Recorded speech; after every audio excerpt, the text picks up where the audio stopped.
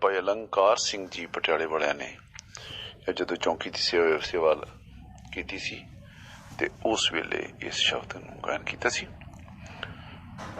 ਤੇ ਇਹ ਜੋ ਆਵਾਜ਼ ਹੈ, ਇਹ ਆਵਾਜ਼ ਰੇਡੀਓ ਸਿੰਘਣਾ ਦੀ ਆਵਾਜ਼ ਹੈ। ਤੇ ਅੱਜ 22 ਅੱਸੂ ਸੰਮਤ 550 ਨਾਨਕ ਸ਼ਾਹ ਦੇ ਮੁਤਾਬਕ ਦਿਨ ਹੈ ਜੀ ਸ਼ਨੀਚਰਵਾਰ 6 ਅਕਤੂਬਰ 2018 ਤੇ ਇਸ ਵੇਲੇ ਗੁਰਬਾਣੀ ਵਿਚਾਰ ਪ੍ਰੋਗਰਾਮ ਪੇਸ਼ ਕੀਤਾ ਜਾ ਰਿਹਾ ਹੈ ਤੇ ਤੁਹਾਡੀ ਸੇਵਾ 'ਚ ਹਾਜ਼ਰ ਹੈ ਜਸਵੀਰ ਸਿੰਘ। ਜਿਵੇਂ ਆਪ ਨੂੰ ਪਤਾ ਕਿ ਅਸੀਂ ਹਰ ਸ਼ਨੀਚਰਵਾਰ ਨੂੰ ਸਵੇਰੇ 7:30 ਵਜੇ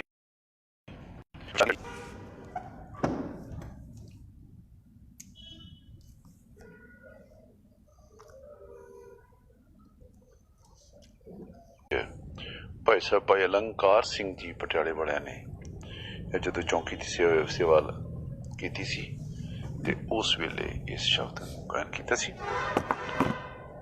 ਤੇ ਇਹ ਜੋ ਆਵਾਜ਼ ਹੈ, ਇਹ ਆਵਾਜ਼ ਰੇਡੀਓ ਸਿੰਘਣਾ ਦੀ ਆਵਾਜ਼ ਹੈ। ਤੇ ਅੱਜ 22 ਅੱਸੂ ਸੰਮਤ 550 ਨਾਨਕ ਸ਼ਾਹ ਦੇ ਮੁਤਾਬਕ ਦਿਨ ਹੈ ਜੀ ਸ਼ਨੀਚਰਵਾਰ 6 ਅਕਤੂਬਰ 2018 ਤੇ ਇਸ ਵੇਲੇ ਗੁਰਬਾਣੀ ਵਿਚਾਰ ਪ੍ਰੋਗਰਾਮ ਪੇਸ਼ ਕੀਤਾ ਜਾ ਰਿਹਾ ਹੈ ਤੇ ਤੁਹਾਡੀ ਸੇਵਾ 'ਚ ਹਾਜ਼ਰ ਹੈ ਜਸਵੀਰ ਸਿੰਘ। ਜਿਵੇਂ ਆਪ ਨੂੰ ਪਤਾ ਕਿ ਅਸੀਂ ਦੁਨੀਆ ਦੇ ਕਿਸੇ ਵੀ ਹਿੱਸੇ ਤੋਂ ਵਿਦਵਾਨ ਗੁਰਮੁਖ ਪਿਆਰਿਆਂ ਦੇ ਨਾਲ ਸਾਂਝ ਪਾਉਂਦੇ ਹਾਂ ਤੇ ਅੱਜ ਸਾਡੇ ਲਈ ਸਾਂਝ ਪਾਉਣ ਲਈ ਹਾਜ਼ਰ ਹੋਏ ਨੇ ਸਾਡੇ ਵੀਰ ਜੀ ਸਰਦਾਰ ਗੁਰਪ੍ਰੀਤ ਸਿੰਘ ਜੀ ਮਜੀਠੀਆ, ਜਿਹੜੇ ਕਿ ਰੇਡੀਓ ਸਿੰਘਣਾ ਤੇ ਪਹਿਲਾਂ ਵੀ ਇਹ ਪ੍ਰੋਗਰਾਮ ਕਰ ਚੁੱਕੇ ਨੇ। ਤੇ ਇਹ ਸਾਨੂੰ ਬੜੀ ਖੁਸ਼ੀ ਦੀ ਗੱਲ ਹੈ ਕਿ ਨੌਜਵਾਨ ਵੀਰ ਇਸ ਲਾਈਨ ਦੇ ਵਿੱਚ ਆਪਣਾ ਸਹਿਯੋਗ ਦੇ ਰਹੇ ਨੇ ਤੇ ਇਹ ਸਾਰਾ ਕੁਝ ਇਹ ਤੁਹਾਡੇ ਪਿਆਰ ਸਤਿਕਾਰ ਦੇ ਨਾਲ ਹੀ ਹੁੰਦਾ ਹੈ, ਨਹੀਂ ਤਾਂ ਬੰਦਾ ਆਪਣੇ ਆਪ ਕੁਝ ਨਹੀਂ ਕਰ ਸਕਦਾ। ਤੇ ਅੱਜ ਅਸੀਂ ਜਿਹੜਾ ਟੌਪਿਕ ਵੀ ਹੈ ਉਹ ਵੀ ਬੜਾ ਇੰਟਰਸਟਿੰਗ ਹੈ, ਕਿਉਂਕਿ ਸਾਡੇ ਜਿਹੜੀ ਰੋਜ਼ਾਨਾ ਜ਼ਿੰਦਗੀ ਹੈ ਉਹਦੇ ਨਾਲ ਹੀ ਜੁੜਿਆ, ਕਿਉਂਕਿ ਆਮ ਤੌਰ ਤੇ ਅਸੀਂ ਟੌਪਿਕ ਉਹੀ ਲੈਂਦੇ ਹੁੰਦੇ ਹਾਂ। ਤੇ ਆਓ ਆਪਾਂ ਪਹਿਲਾਂ ਫਤਿਹ ਸਾਂਝੀ ਕਰੀਏ ਭਾਈ ਸਾਹਿਬ ਜੀ ਨਾਲ। ਹਾਂਜੀ ਭਾਈ ਸਾਹਿਬ ਜੀ, ਵਾਹਿਗੁਰੂ ਜੀ ਕਾ ਖਾਲਸਾ ਵਾਹਿਗੁਰੂ ਜੀ ਕੀ ਫਤਿਹ ਜੀ। ਵਾਹਿਗੁਰੂ ਜੀ ਕੀ ਫਤਿਹ ਜੀ। ਤੇ ਗੁਰਪ੍ਰੀਤ ਹਾਂਜੀ ਹਾਂਜੀ ਰੇਡੀਓ ਦੇ ਸਮੂਹ ਜਿਹੜੇ ਕੁਰਬਾਨੀ ਵਿਚਾਰ ਪ੍ਰੋਗਰਾਮ ਸੁਣਦੇ ਉਹਨਾਂ ਨੂੰ ਦਾਸ ਵੱਲੋਂ ਵਾਹਿਗੁਰੂ ਜੀ ਕਾ ਖਾਲਸਾ ਵਾਹਿਗੁਰੂ ਜੀ ਕੀ ਫਤਿਹ ਜੀ। ਤੇ ਥੋੜੀ ਜਿਹੀ ਉੱਚੀ ਬੋਲੋ ਕਿਉਂਕਿ ਆਵਾਜ਼ ਥੋੜੀ ਘੱਟ ਆ ਰਹੀ ਆ। ਹਾਂਜੀ ਬੋਲੇ ਤਾਂ ਹੁਣ ਅੱਜ ਜਿਹੜਾ ਅਸੀਂ ਵਿਸ਼ਾ ਰੱਖਿਆ ਹੈ ਉਹ ਵਿਸ਼ਾ ਤਾਂ ਬੜਾ ਵਿਸ਼ਾਲ ਹੈ। ਹਾਂਜੀ ਸੰਸਕਾਰ ਤੇ ਆਨੰਦ ਸੰਸਕਾਰ ਤੇ ਮ੍ਰਿਤਕ ਸੰਸਕਾਰ, ਇਹਨਾਂ ਵਿਸ਼ਿਆਂ ਤੇ ਅਸੀਂ ਗੁਰਮਤ ਦੇ ਦ੍ਰਿਸ਼ਟੀਕੋਣ ਤੋਂ ਵਿਚਾਰ ਕਰਨੀ ਹੈ ਕਿ ਅਸੀਂ ਇਹਨਾਂ ਸੰਸਕਾਰਾਂ ਵਿੱਚ ਕਿਹੜੀ ਕਿਹੜੀ ਮਨਮਤ ਕਰਦੇ ਹਾਂ। ਹਾਂਜੀ ਤੇ ਸਭ ਤੋਂ ਪਹਿਲਾਂ ਸਾਨੂੰ ਇਸ ਗੱਲ ਨੂੰ ਸਮਝਣਾ ਪਵੇਗਾ ਕਿ ਗੁਰਮਤ ਕੀ ਹੈ, ਕਿਉਂਕਿ ਜਿਸ ਕਸਵੱਟੀ ਉੱਤੇ ਅਸੀਂ ਇਹਨਾਂ ਤਿੰਨ ਸੰਸਕਾਰਾਂ ਨੂੰ ਪਰਖਣਾ ਹੈ ਉਸ ਬਾਰੇ ਵੀ ਸਾਨੂੰ ਥੋੜੀ ਬਹੁਤੀ ਨੌਲੇਜ ਜਿਹੜੀ ਸਾਨੂੰ ਪਤਾ ਹੋਣਾ ਚਾਹੀਦਾ ਹੈ ਕਿ ਗੁਰਮਤ ਹੈ ਜੀ। ਗੁਰਬਾਣੀ ਜਦੋਂ ਅਸੀਂ ਗੁਰਬਾਣੀ ਦਾ ਪਾਠ ਪੜ੍ਹਦੇ ਹਾਂ, ਵਿਚਾਰਦੇ ਹਾਂ, ਤਾਂ ਗੁਰਬਾਣੀ ਦੇ ਵਿੱਚ ਰਾਜਨੀਤਿਕ ਤੇ ਧਾਰਮਿਕ ਜਿਹੜੇ ਪੱਖ ਨੇ ਉਹਨਾਂ ਦਾ ਜ਼ਿਕਰ ਹੈ। ਧਾਰਮਿਕ ਪੱਖ ਤੇ ਰਾਜਨੀਤਿਕ ਪੱਖ ਤੋਂ ਇਲਾਵਾ ਸਮਾਜਿਕ ਜੀਵਨ ਜਿਹੜਾ ਸਾਡਾ ਹੈ ਉਸ ਦੇ ਬਾਰੇ ਵੀ ਬਹੁਤ ਵਾਰ ਗੁਰਬਾਣੀ ਨੇ ਬੜੀ ਪਿਆਰੀ ਪ੍ਰੇਰਨਾ ਗੁਰਬਾਣੀ ਰਾਹੀਂ ਮਿਲਦੀ ਹੈ ਤੇ ਗੁਰਬਾਣੀ ਆਦਰਸ਼ਕ ਮਨੁੱਖ ਦੀ ਘਾਟ ਕਰਦੀ ਹੈ। ਗੁਰੂ ਸਾਹਿਬਾਨਾਂ ਨੇ ਜਿਹੜਾ ਸਾਨੂੰ ਰਸਤਾ ਦਿੱਤਾ ਹੈ ਨਾ, ਉਹ ਰਸਤੇ ਨੂੰ ਭਾਈ ਗੁਰਦਾਸ ਜੀ ਕਹਿੰਦੇ ਨੇ ਗੁਰਮੁਖ ਗਾਡੀ ਰਾਹ ਚਲਾਇਆ। ਇਸ ਰਸਤੇ ਵਿੱਚ ਇੱਕ ਨਵੀਂ ਵਿਚਾਰ ਉੱਭਰ ਕੇ ਸਾਹਮਣੇ ਆਈ ਗੁਰਬਾਣੀ ਰਾਹੀਂ, ਭਗਤਾਂ ਦੀ ਬਾਣੀ ਰਾਹੀਂ ਜਾਂ ਗੁਰੂ ਸਾਹਿਬਾਨਾਂ ਦੀ ਬਾਣੀ ਰਾਹੀਂ ਮਨੁੱਖ ਦੇ ਜੀਵਨ ਨੂੰ ਵਹਿਮਾਂ ਭਰਮਾਂ ਤੇ ਅੰਧ ਵਿਸ਼ਵਾਸਾਂ ਚੋਂ ਬਾਹਰ ਕੱਢਿਆ। ਸਮਾਜਿਕ ਜੀਵਨ ਅੱਜ ਅਸੀਂ ਵੇਖਦੇ ਹਾਂ ਜਿਸ ਦੇ ਵਿੱਚ ਸਮਾਜਿਕ ਜੀਵਨ ਦੇ ਵਿੱਚ ਅੱਜ ਵਹਿਮ ਭਰਮ ਤੇ ਪਖੰਡ ਬਹੁਤਾਤ ਗਿਣਤੀ ਵਿੱਚ ਸਾਡੇ ਸਮਾਜ ਵਿੱਚ ਪਸਰਿਆ ਪਿਆ। ਤੇ ਸਾਨੂੰ ਗੁਰਮਤ ਦਾ ਕੋਈ ਰਸਤਾ ਅਪਣਾਉਣਾ ਪਵੇਗਾ। ਗੁਰੂ ਦੁਆਰਾ ਜਿਹੜਾ ਸਾਨੂੰ ਰਸਤਾ ਦਿੱਤਾ ਹੈ ਉਸ ਰਸਤੇ ਨੂੰ ਸਮਝਣਾ ਪਵੇਗਾ। ਤੇ ਭਾਈ ਵੀਰ ਸਿੰਘ ਜੀ ਨੇ ਇੱਕ ਗੱਲ ਬੜੀ ਪਿਆਰੀ ਲਿਖੀ ਹੈ। ਭਾਈ ਵੀਰ ਸਿੰਘ ਜੀ ਕਹਿੰਦੇ ਨੇ ਸਿੱਖੀ ਕੀ ਹੈ? ਭਾਈ ਵੀਰ ਸਿੰਘ ਜੀ ਆਖਦੇ ਸਿੱਖੀ ਹੈ ਬਲਵਾਨ ਸੁਰਤ ਨੂੰ ਕਰਨਾ, ਆਪਣੀ ਸੁਰਤ ਨੂੰ ਬਲਵਾਨ ਕਰਨਾ, ਤਾਕਤਵਰ ਬਣਾਉਣਾ ਸਿੱਖੀ ਹੈ। ਇਸ ਸੁਰਤ ਨੂੰ ਕਿਵੇਂ ਤਾਕਤਵਰ ਬਣਾਇਆ ਜਾਂਦਾ ਹੈ, ਕਿਵੇਂ ਬਲਵਾਨ ਬਣਾਇਆ ਜਾਂਦਾ ਹੈ? ਗੁਰਮਤ ਨਾਲ ਜੁੜ ਕੇ ਸਿੱਖ ਨੇ ਆਪਣੀ ਸੁਰਤ ਨੂੰ ਬਲਵਾਨ ਕਰਨਾ ਹੈ। ਭਾਈ ਗੁਰਦਾਸ ਜੀ ਨੇ ਬੜੇ ਪਿਆਰੇ ਬਚਨ ਲਿਖੇ ਨੇ। ਭਾਈ ਗੁਰਦਾਸ ਜੀ ਲਿਖਦੇ ਨੇ ਗੁਰ ਫਰਮਾਏ ਗੁਰ ਸਿੱਖ ਕਰਨਾ। ਗੁਰਸਿੱਖ ਦਾ ਕਰਮ ਕੀ ਹੈ? ਗੁਰ ਫਰਮਾਏ ਗੁਰ ਸਿੱਖ ਕਰਨਾ। ਹੁਣ ਇਹ ਸਮਝਣਾ ਜ਼ਰੂਰੀ ਹੈ ਕਿ ਗੁਰਮਤ ਕੀ ਹੈ। ਗੁਰੂ ਦੁਆਰਾ ਬਖਸ਼ੀ ਮੱਤ ਨੂੰ ਗੁਰਮਤ ਕਿਹਾ ਜਾਂਦਾ ਹੈ। ਅਸੀਂ ਸ਼ਬਦ ਵਰਤਦੇ ਹਾਂ ਗੁਰਬਾਣੀ ਬਾਰੇ। ਅਕਸਰ ਸਾਡੇ ਵਿਦਵਾਨ ਕਥਾਵਾਚਕ ਇਹ ਸ਼ਬਦ ਵਰਤਦੇ ਨੇ ਜੀਵਨ ਜਾਚ। ਗੁਰਬਾਣੀ ਕੀ ਹੈ? ਜੀਵਨ ਜਾਚ। ਤੇ ਜਦੋਂ ਜੀਵਨ ਦੀ ਗੱਲ ਚੱਲਦੀ ਹੈ ਤੇ ਜੀਵਨ ਦੇ ਵਿੱਚ ਅਸੀਂ ਵੇਖਦੇ ਹਾਂ ਰਾਜਨੀਤਿਕ ਜੀਵਨ, ਧਾਰਮਿਕ ਜੀਵਨ ਤੋਂ ਇਲਾਵਾ ਸਮਾਜਿਕ ਜੀਵਨ ਵੀ ਸਾਡਾ ਜਿਹੜਾ ਹੈ ਉਹਦੇ ਵਿੱਚ ਜਿਹੜੇ ਵਹਿਮ ਭਰਮ ਜਿਹੜੇ ਨੇ ਪਸਰੇ ਪਏ ਨੇ ਜੀ।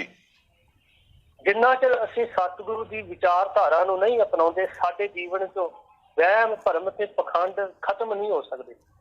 ਕਿਉਂਕਿ ਗੁਰਬਾਣੀ ਦਾ ਇੱਕ ਬੜਾ ਪਿਆਰਾ ਬਚਨ ਹੈ, ਸਤਿਗੁਰ ਮਿਲੇ ਤਾਂ ਗੁਰਮਤ ਪਾਈਏ। ਗੁਰਮਤ ਕਿੱਥੋਂ ਪ੍ਰਾਪਤ ਹੁੰਦੀ ਹੈ?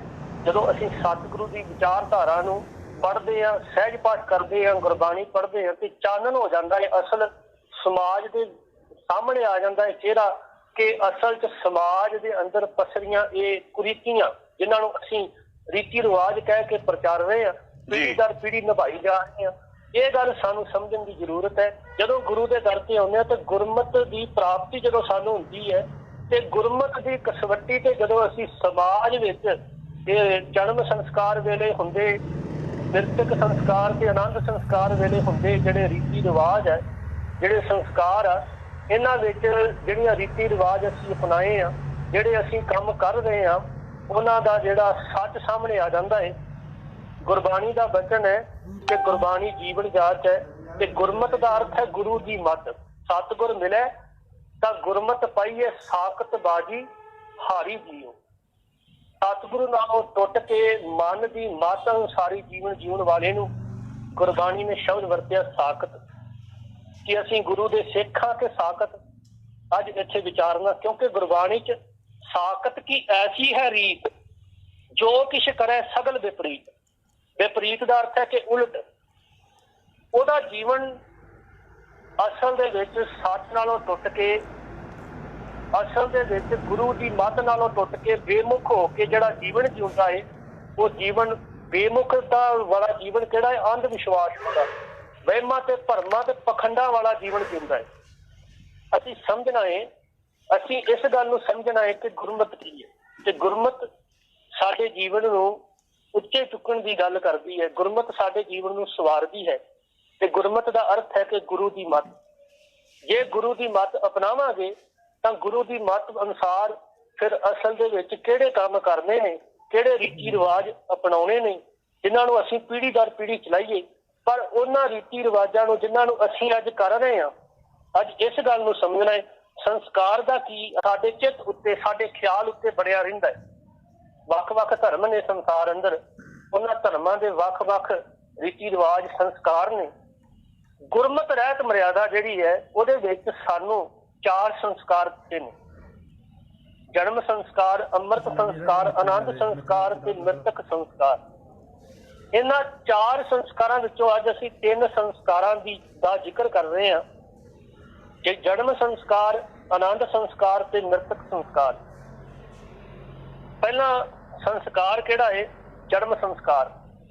ਤੇ ਜਨਮ ਸੰਸਕਾਰ ਵੇਲੇ ਜਿਹੜੀਆਂ ਸਾਡੇ ਪਰਿਵਾਰਾਂ ਵਿੱਚ ਮਨਮਤਾਂ ਕੀਤੀਆਂ ਜਾਂਦੀਆਂ ਨੇ, ਉਹ ਮਨਮਤਾਂ ਕਿਹੜੀਆਂ ਨੇ? ਸਭ ਤੋਂ ਪਹਿਲੀ ਮਨਮਤ ਹੈ ਸੂਤਕ। ਸਭ ਤੋਂ ਪਹਿਲੀ ਮਨਮਤ ਸਾਡੇ ਘਰਾਂ ਦੇ ਵਿੱਚ ਸੂਤਕ ਦੀ ਕੀਤੀ ਜਾਂਦੀ ਹੈ। ਗੁਰੂ ਸਾਹਿਬ ਨੇ ਸਮਾਜ ਦੇ ਅੰਦਰ ਪੈਦਾ ਹੋ ਚੁੱਕੇ ਹਰ ਭਰਮ ਦੇ ਉੱਤੇ ਕਰਾਰੀ ਚੋਟ ਮਾਰੀ। ਆਹ ਸੱਚੀ ਵਿਚਾਰ ਜਿਹੜੀ ਸਾਨੂੰ ਪਰਖਣੀ ਪਵੇਗੀ। ਗੁਰੂ ਸਾਹਿਬ ਨੇ समाज के अंदर पैदा हो चुके हर भरम के उत्ते करारी चोट मारी। परिवार विच जदों असीं किसी बच्चे का जन्म हुंदा है ना साडे, तां ब्राह्मणी मत अनुसार उसनूं सूतक वाला घर कहा जाता है, अपवित्र घर कहा जाता है।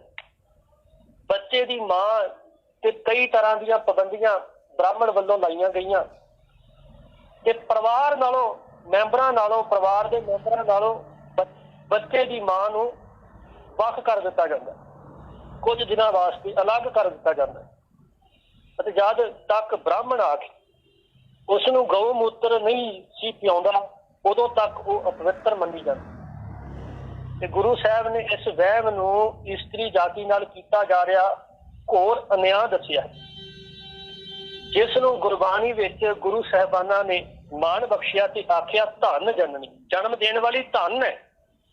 उस बच्चे नूं जन्म देने वाली जिहड़ी इस्त्री है जिन्हें परिवार विच ये खुशियां लैके आंदियां, उसनूं परिवार के मैंबरां नालों अलग कर दिता जाता है।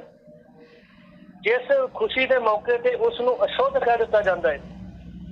और गुरमत ने इस मनमत नूं सिरे तो नकार के संसारियां नूं उपदेश करदियां समझाया कि सूतक केवल मन का वहम है। वाहिगुरू। सूतक केवल मन का वहम है। संसार विच जमना मरना उस प्रभु के हुक्म विच है। पातशाह जी का वचन असीं हर रोज रागी सिंघां पासों सरवण करते हैं, सबो सूतक भरम है दूजे लगे जाए, जमन मरना हुक्म है भाड़े आवे जाए, खाना पीना पवित्र है जितोड़ रिजक संभाहे, नानक जिन्नी गुरमुख बुझिया तिन्ना सूतक ना है। पातशाह जी आखण लगे सूतक तां असल विच मन दा वहम है। असल सूतक जे मनुख नूं चंबड़िया है वो है मन दा लोभ विच फस जाना, साडी रसना साडी जुबान दा झूठ बोलना ते अखां द्वारा पराए धन ते पराए रूप नूं तकना अते कंनां द्वारा निंदिया चुगली सुननी। देखो जिन्ना चिर मनुख गुरु का ज्ञान हासिल नहीं ना करता उन्ना चिर इस सूतक तो जिहड़ा सूतक मनुख नूं चंबड़िया है इहदे तो मनुख नहीं बच सकता। सतगुरु जी आखण लगे हाँ सूतक है, पर जिहड़ा सूतक तेरे मन नूं चंबड़िया तेरियां अखां नूं चंबड़िया वो सूतक। ते पातशाह जी दे बचन ने मन का सूतक लोभ है, जेवा सूतक कूड़ अखी सूतक वेखना, पर त्रै पर धन रूप कन्नी सूतक कन पै लाए तबारी खाहे, नानक हंसा आदमी बद्धे जमपुर जाहे। पर अफसोस अज भी कई थाई पंजाब के पिंडां विच ना कई परिवारां विच सूतक दा वहम कीता जांदा है। देखो हिंदू लोग पंडित सद के गां दा मूत्र पियाउंदे सन ते फिर औरत नूं रसोई विच काम करन दी आग्या दित्ती जांदी सी। एडा वड्डा अन्याय ते साडे भी बहुते परिवार इस्त्री नूं उन्ना चिर आग्या नहीं दिंदे रसोई विच वड़न दी जिन्ना चिर ग्रंथी सिंह आके चौंके चढ़ाउण दी रस्म जिहड़ी पूरी नहीं करदा। ਇਹਦਾ ਭਾਵ कि अजे भी साडे लोग सूतक दे वहम विचों नहीं निकले, अजे भी साडे जिहड़े लोग सूतक दे वहम विचों नहीं निकले। इस तो इलावा बच्चे के जन्म वेले होर भी कई मनमत्तां कीतियां जांदियां, कई ऐसियां रस्मां जिहड़ियां साडी खूड़ मत विचों पैदा होईयां। जिवें लड़के दे जन्म की खुशी विच दरवाजे दे बूहे गाड़ी सरी दरवाजे दे नाल सरी दे पत्ते बन्ने जांदे ते सरी दे पत्ते बन के खुशी मनाई जाती है। लड़के नूं तड़ागी बन्नी जाती है। लड़के दे जन्म की खुशी विच ते इस्त्री दे जिस घर विच जिस इस्त्री दे घर बच्चे ने जन्म लिया है, लड़के ने जन्म लिया है, उस इस्त्री दे मापियां वालों जनेपा लिया जाता है। हुण देखो मर्द प्रधान समाज विच लड़के की खुशी वेले हरे पत्ते बन के खुशी मनाई जाती है, पर लड़की के जन्म वेले खुशी ना मनाई जाती ते ना ही सरी दे पत्ते दरवाजे नाल बन्ने जाते। ये वितकरा क्यों? ऐसियां फोकियां रस्मां दा समाज नूं कोई लाभ नहीं सगों हानि है।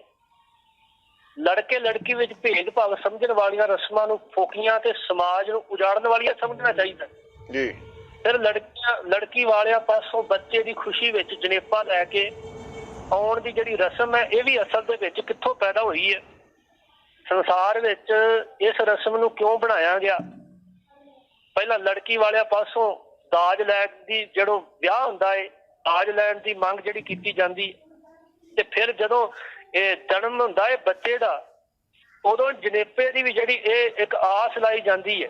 ਜਨੇਪਾ ਵੀ ਜਿਹੜਾ ਵਾ ਲੜਕੀ ਦੇ ਪਰਿਵਾਰ ਦੇ ਉੱਤੇ ਬੋਝ ਪੈ ਜਾਂਦਾ ਹੈ, ਤੇ ਸੱਸ ਕੁਝ ਹੋਰ ਸੋਚਦੀ ਹੁੰਦੀ ਹੈ, ਸਹੁਰਾ ਕੁਝ ਹੋਰ ਸੋਚਦਾ ਹੈ ਵੀ ਸੋਨੇ ਦਾ ਕੜਾ ਮਿਲੇਗਾ। ਇਹ ਸੋਚਾਂ ਜਿਹੜੀਆਂ, ਇਹ ਵਿਚਾਰਾਂ, ਕਿਉਂਕਿ ਇਹ ਪਿਆਰ ਨਹੀਂ, ਇਹ ਸਿਰਫ ਫੋਕੀਆਂ ਰਸਮਾਂ ਜਿਹੜੀਆਂ ਸਮਾਜ ਨੂੰ ਉਜਾੜਨ ਵਾਸਤੇ ਬੜੀਆਂ। ਗੁਰਬਾਣੀ ਦਾ ਬਚਨ ਪੜ੍ਹਦੇ ਆ ਨਾ, ਸਤਿਗੁਰੂ ਜੀ ਆਖਦੇ ਵੀ ਸੰਸਾਰ ਦੇ ਵਿੱਚ ਲੈਣ ਦੇਣ ਦਾ ਹੀ ਜਿਹੜਾ ਪਿਆਰ ਹੈ, ਅਸਲ ਦੇ ਵਿੱਚ ਇੱਕ ਦੂਸਰੇ ਨੂੰ ਵੇਖ ਕੇ ਅੰਦਰ ਖਿਆਲ ਉਪਜਦਾ ਹੈ।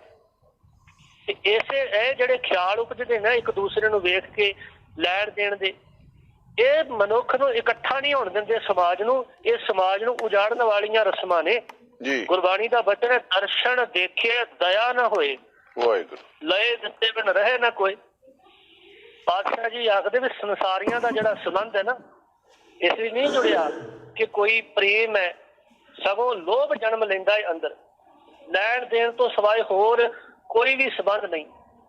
ਇਸ ਤੋਂ ਇਲਾਵਾ ਜਦੋਂ ਬੱਚੇ ਦਾ ਜਨਮ ਹੁੰਦਾ ਹੈ, ਉਸ ਵੇਲੇ ਕਈ ਪਰਿਵਾਰ ਬੱਚੇ ਦੇ ਜਨਮ ਦੀ ਖੁਸ਼ੀ ਵੇਲੇ ਆਪਣੇ ਜਠੇਰਿਆਂ ਵਾਲੀ ਜਗ੍ਹਾ ਤੇ ਜਾ ਕੇ ਪਲੀਆਂ ਦਿੰਦੇ। ਇਹ ਸਭ ਫੋਕਟ ਦੇ ਮਨਮਤ ਕਰਮਨ। ਸਿੱਖ ਦਾ, ਸਿੱਖੀ ਦਾ ਇਹਨਾਂ ਰਸਮਾਂ ਦੇ ਨਾਲ, ਇਹਨਾਂ ਰੀਤਾਂ ਦੇ ਨਾਲ ਕੋਈ ਵੀ ਸੰਬੰਧ ਨਹੀਂ। ਸਗੋਂ ਗੁਰਮਤ ਰਹਿਤ ਮਰਿਆਦਾ ਵਿੱਚ ਤਾਂ ਸਪਸ਼ਟ ਇਹ ਗੱਲ ਲਿਖੀ ਹੈ, ਬੱਚੇ ਦੇ ਜਨਮ ਤੋਂ ਕੁਝ ਦਿਨ ਬਾਅਦ ਜਦੋਂ ਵੀ ਬੱਚੇ ਦੀ ਮਾਤਾ ਤੰਦਰੁਸਤ ਮਹਿਸੂਸ ਕਰਦੀ ਹੋਵੇ, ਉੱਠਣ ਬੈਠਣ ਤੇ ਇਸ਼ਨਾਨ ਕਰਨ ਦੇ ਯੋਗ ਹੋ ਜਾਵੇ, ਤਾਂ ਪਰਿਵਾਰ ਸਮੇਤ ਬੱਚੇ ਨੂੰ ਗੁਰਦੁਆਰਾ ਸਾਹਿਬ ਆਪਣੇ ਗੁਰੂ ਪਾਸ ਲਿਆਵੇ ਤੇ ਗੁਰੂ ਗ੍ਰੰਥ ਸਾਹਿਬ ਦੀ ਹਜ਼ੂਰੀ ਵਿੱਚ ਕੀਰਤਨ ਕਥਾ ਤੋਂ ਬਾਅਦ ਅਰਦਾਸ ਹੋਵੇ। ਹੁਕਮ ਲੈ ਕੇ ਬੱਚੇ ਦਾ ਨਾਮ ਉਸ ਹੁਕਮ ਦੇ ਪਹਿਲੇ ਅੱਖਰ ਤੋਂ ਰੱਖਿਆ ਜਾਏ ਤੇ ਕੜਾਹ ਪ੍ਰਸ਼ਾਦ ਵਰਤਾਇਆ ਜਾਏ। ਸਿਰਫ ਇਹ ਗੁਰਮਤ ਹੈ। ਇਸ ਤੋਂ ਇਲਾਵਾ ਗੁਰਮਤ ਨੇ ਜਨਮ ਸੰਸਕਾਰ ਵਿੱਚ ਕੋਈ ਵੀ ਹੋਰ ਅਖੌਤੀ ਰੀਤਾਂ, ਰਸਮਾਂ ਜਿਹੜੀਆਂ ਸਮਾਜ ਦੇ ਉੱਤੇ ਭਾਰੂ ਨੇ, ਜਿਨ੍ਹਾਂ ਨੇ ਸਮਾਜ ਨੂੰ ਉਜਾੜਨ ਦਾ ਕੰਮ ਕੀਤਾ ਹੈ, ਉਹਨਾਂ ਰੀਤਾਂ ਨੂੰ, ਉਹਨਾਂ ਰਸਮਾਂ ਨੂੰ ਪ੍ਰਵਾਨ ਨਹੀਂ ਕੀਤਾ। ਵਾਹਿਗੁਰੂ। ਸਗੋਂ ਗੁਰਬਾਣੀ ਦਾ ਇੱਕ ਬਚਨ ਅਸੀਂ ਪੜ੍ਹਦੇ ਆ ਨਾ, ਉਹ ਭਾਵੇਂ ਜਨਮ ਸੰਸਕਾਰ ਵਿੱਚ ਅਸੀਂ ਮਨਮਤਾਂ ਕਰਦੇ ਹੋਈਏ, ਭਾਵੇਂ ਆਨੰਦ ਸੰਸਕਾਰ ਵਿੱਚ ਕਰਦੇ ਹੋਈਏ, ਤੇ ਭਾਵੇਂ ਅਸੀਂ ਮ੍ਰਿਤਕ ਸੰਸਕਾਰ ਵਿੱਚ ਕਰਦੇ ਹੋਈਏ, ਉਹਨਾਂ ਸਾਰਿਆਂ ਦੇ ਪ੍ਰਥਾ ਇੱਕ ਸ਼ਬਦ ਗੁਰਬਾਣੀ ਦਾ ਬੜਾ ਪਿਆਰਾ ਹੈ। ਪਾਤਸ਼ਾਹ ਜੀ ਆਖਦੇ, ਜਾਲੋ ਐਸੀ ਰੀਤ ਜਿਤ ਮੈਂ ਪਿਆਰਾ ਵਿਸਰੈ, ਨਾਨਕ ਸਾਈ ਭਲੀ ਪ੍ਰੀਤ ਜਿਤ ਸਾਹਿਬ ਸੇਤੀ ਰਵ ਰਹੇ। ਪਾਤਸ਼ਾਹ ਜੀ ਆਖਣ ਲੱਗੇ, ਐਸੀਆਂ ਰੀਤਾਂ ਜਿਹੜੀਆਂ ਸਮਾਜ ਨੂੰ ਉਜਾੜ ਦੇਣ, ਛੱਡ ਦੇਣੀਆਂ ਚਾਹੀਦੀਆਂ, ਜਲਾ ਦੇਣੀਆਂ ਚਾਹੀਦੀਆਂ ਨੇ, ਉਹਨਾਂ ਨਾਲੋਂ ਆਪਣਾ ਸੰਬੰਧ ਤੋੜ ਲੈਣਾ ਚਾਹੀਦਾ ਹੈ। ਪਰ ਵੇਖੋ ਨਾ, ਜਦੋਂ ਇਹ ਸੀ ਜਨਮ ਸੰਸਕਾਰ ਜਿਹਦੇ ਚ ਅਸੀਂ ਇਹ ਮਨਮਤਾਂ ਕਰਦੇ, ਸਾਨੂੰ ਗੁਰਮਤ ਕੁਝ ਹੋਰ ਕਰ ਰਹੀ ਹੈ, ਤੇ ਪਰ ਅਸੀਂ ਆਪਣੀ ਮੱਤ ਦੇ ਤੌਰ ਤੇ ਕੁਝ ਹੋਰ ਕਰੀ ਜਾ ਰਹੇ। ਅਸੀਂ ਆਖਦੇ ਹਾਂ ਸਮਾਜ ਦੇ ਅੰਦਰ ਇਹ ਜਿਹੜੀਆਂ ਰੀਤਾਂ ਰਸਮਾਂ ਨੇ, ਇਹਨਾਂ ਦੇ ਨਾਲ ਸਮਾਜ ਬਣਦਾ ਹੈ, ਪਰ ਇਹਨਾਂ ਰਸਮਾਂ ਨੇ ਤੇ ਅਸਲ ਦੇ ਵਿੱਚ ਤੁਸੀਂ ਥੋੜਾ ਜਿਹਾ ਸੋਚਣ ਤੇ ਜ਼ੋਰ ਪਾਓ, ਵਿਚਾਰਨ ਤੇ ਜ਼ੋਰ ਪਾਓ, ਇਹਨਾਂ ਨੇ ਤੇ ਸਮਾਜ ਨੂੰ ਉਜਾੜਿਆ ਹੈ, ਇੱਕ ਦੂਸਰੇ ਨਾਲੋਂ ਵੱਖ ਕੀਤਾ ਹੈ। ਸਬੰਧ ਪ੍ਰੇਮ ਦਾ ਹੋਵੇ ਤਾਂ ਬੜੀ ਵਧੀਆ ਗੱਲ ਹੈ ਆਪਸੀ, ਪਰ ਦਰਸ਼ਨ ਦੇਖੇ ਦਇਆ ਨਾ ਹੋਵੇ, ਅੰਦਰ ਦਇਆ ਤਾਂ ਉਪਜਦੀ ਨਹੀਂ। ਇੱਕ ਦੂਸਰੇ ਨੂੰ ਵੇਖ ਕੇ ਉਪਜਦਾ ਕੀ ਹੈ? ਲਏ ਦਿੱਤੇ ਬਿਨ ਰਹੇ ਨਾ ਕੋਈ। ਲੈਣ ਦੇਣ ਤੋਂ ਸਿਵਾਏ ਹੋਰ ਕੋਈ ਵਿਚਾਰ ਅੰਦਰ ਨਹੀਂ ਜੇ ਪ੍ਰਗਟ ਹੁੰਦੀ। ਤੇ ਜਦੋਂ ਕੋਈ ਕਿਸੇ ਨੂੰ ਕੋਈ ਦਾਜ ਦੀ ਗੱਲ ਜਦੋਂ ਚੱਲਦੀ ਹੈ, ਜਨੇਪੇ ਦੀ ਗੱਲ ਚੱਲਦੀ ਹੈ, ਜਾਂ ਹੋਰ ਲੈਣ ਦੇਣ ਦੀਆਂ ਜਿਹੜੀਆਂ ਰਸਮਾਂ ਚੱਲਦੀਆਂ ਨੇ, ਇਹਨਾਂ ਦੇ ਵਿੱਚੋਂ ਜੇ ਕੋਈ ਕਿਸੇ ਨੂੰ ਨਾ ਕੋਈ ਆਣ ਕੇ ਕੋਈ ਜਿਹੜੀਆਂ ਰਸਮਾਂ ਇਹੋ ਜਿਹੀਆਂ ਨਿਭਾਵੇ ਨਾ, ਤਾਂ ਉਹਨਾਂ ਦੇ ਪ੍ਰਥਾਏ ਸਮਾਜ ਦੇ ਅੰਦਰ ਵਿਰੋਧ ਤੇ ਵਿਤਕਰਾ ਸ਼ੁਰੂ ਹੋ ਜਾਂਦਾ ਹੈ, ਨਫ਼ਰਤ ਸ਼ੁਰੂ ਹੋ ਜਾਂਦੀ।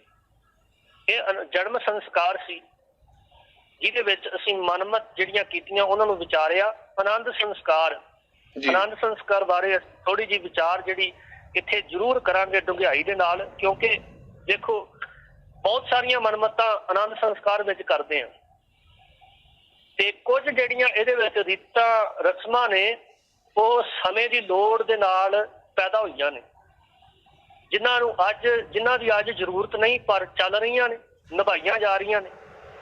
ਵਿਆਹ ਵੇਲੇ ਚੱਪਣੀਆਂ ਭੰਨੀਆਂ, ਭੰਨੀਆਂ ਜਾਂਦੀਆਂ। ਗੁਰਮਤ ਦ੍ਰਿਸ਼ਟੀਕੋਣ ਤੋਂ ਜੇ ਇਸ ਰੀਤ ਨੂੰ ਵੇਖੀਏ ਨਾ ਤਾਂ ਇਹ ਰੀਤ ਫਜ਼ੂਲ ਜੀ ਲੱਗੇਗੀ। ਹਾਂਜੀ। ਕਿਉਂਕਿ ਹੁਣ ਭਾਂਡੇ ਸਾਂਭਣ ਦੀ ਅਕਲ ਹੋਣੀ ਚਾਹੀਦੀ ਆ ਕਿ ਭਾਂਡੇ ਅਸੀਂ ਦੂਸਰੇ ਵੀ ਕਢਾਈ ਜਾ ਰਹੇ ਆ। ਹੁਣ ਤਾਂ ਸਾਂਭਣ ਦੀ ਅਕਲ ਹੋਣੀ ਚਾਹੀਦੀ ਹੈ। ਸਾਨੂੰ ਸੋਚਣਾ ਚਾਹੀਦਾ, ਵਿਚਾਰਨਾ ਚਾਹੀਦਾ। ਪਰ ਕੁਝ ਲੋਕ ਇਹ ਆਖਦੇ ਆ ਕਿ ਚੱਪਣੀਆਂ ਭੰਨਣ ਦਾ ਭਾਵ ਹੈ ਕਿ ਕੁਆਰ ਭੰਨਣਾ ਜੀ, ਤੇ ਚੱਪਣੀਆਂ ਭੰਨਣ ਤੋਂ ਅੰਦਾਜ਼ਾ ਲਾਇਆ ਜਾਂਦਾ ਸੀ ਕਿ ਇਹ ਵਿਆਹੁਣ ਯੋਗ ਹੋ ਗਿਆ ਹੈ। ਲੜਕਾ ਜਿਹੜਾ ਜਿਹਨੇ ਚੱਪਣੀਆਂ ਭੰਨਣੀਆਂ ਵਿਆਹੁਣ ਯੋਗ ਹੋ ਗਿਆ। ਪਰ ਗੁਰਮਤ ਰਹਿਤ ਮਰਿਆਦਾ ਤੋਂ ਨੇ ਸਪਸ਼ਟ ਤੌਰ ਤੇ ਗੱਲ ਆਖੀ, ਉਹ ਚਾਹੇ ਬੱਚੀ ਹੈ ਚਾਹੇ ਬੱਚਾ ਹੈ, ਉਹਨਾਂ ਦਾ ਮਨ ਆਚਾਰ ਕਰਕੇ ਇਹ ਵੇਖਣਾ ਚਾਹੀਦਾ ਕਿ ਵਿਆਹੁਣ ਯੋਗ ਹੋ ਗਏ, ਨਾ ਕਿ ਚੱਪਣੀਆਂ ਭੰਨ ਕੇ, ਨਾ ਕਿ ਭਾਂਡੇ ਭੰਨ ਕੇ। ਸਗੋਂ ਤਾਂ ਇਹ ਗੱਲ ਸਮਝਾਉਣੀ ਚਾਹੀਦੀ ਹੈ ਕਿ ਹੁਣ ਜ਼ਿੰਮੇਵਾਰੀ ਪੈ ਰਹੀ ਆ ਤੇ ਇਹਨਾਂ ਭਾਂਡਿਆਂ ਨੂੰ ਹੁਣ ਸਾਂਭਣ ਦੀ ਜ਼ਿੰਮੇਵਾਰੀ ਤੈਨੂੰ ਹੋਣੀ ਚਾਹੀਦੀ, ਅਕਲ ਹੋਣੀ ਚਾਹੀਦੀ ਹੈ। ਤੇ ਸਾਡੇ ਵਿੱਚ ਇਹ ਵੱਖਰੀ ਰੀਤ ਚੱਲ ਪਈ ਤੇ ਆਪਾਂ ਸਾਡੇ 'ਚ ਇਹ ਰੀਤ ਨਿਭਾਈ ਜਾ ਰਹੀ ਹੈ ਤੇ ਦੂਸਰੇ ਵੀ ਭਾਂਡੇ ਅਸੀਂ ਬਣਾਈ ਜਾ ਰਹੇ। ਆਨੰਦ ਕਾਰਜ ਕਰਨਾ ਚਾਹੀਦਾ ਹੈ, ਪਰ ਕਿਹੜੀ ਰੀਤ ਨਾਲ? ਆਨੰਦ ਰੀਤ ਨਾਲ।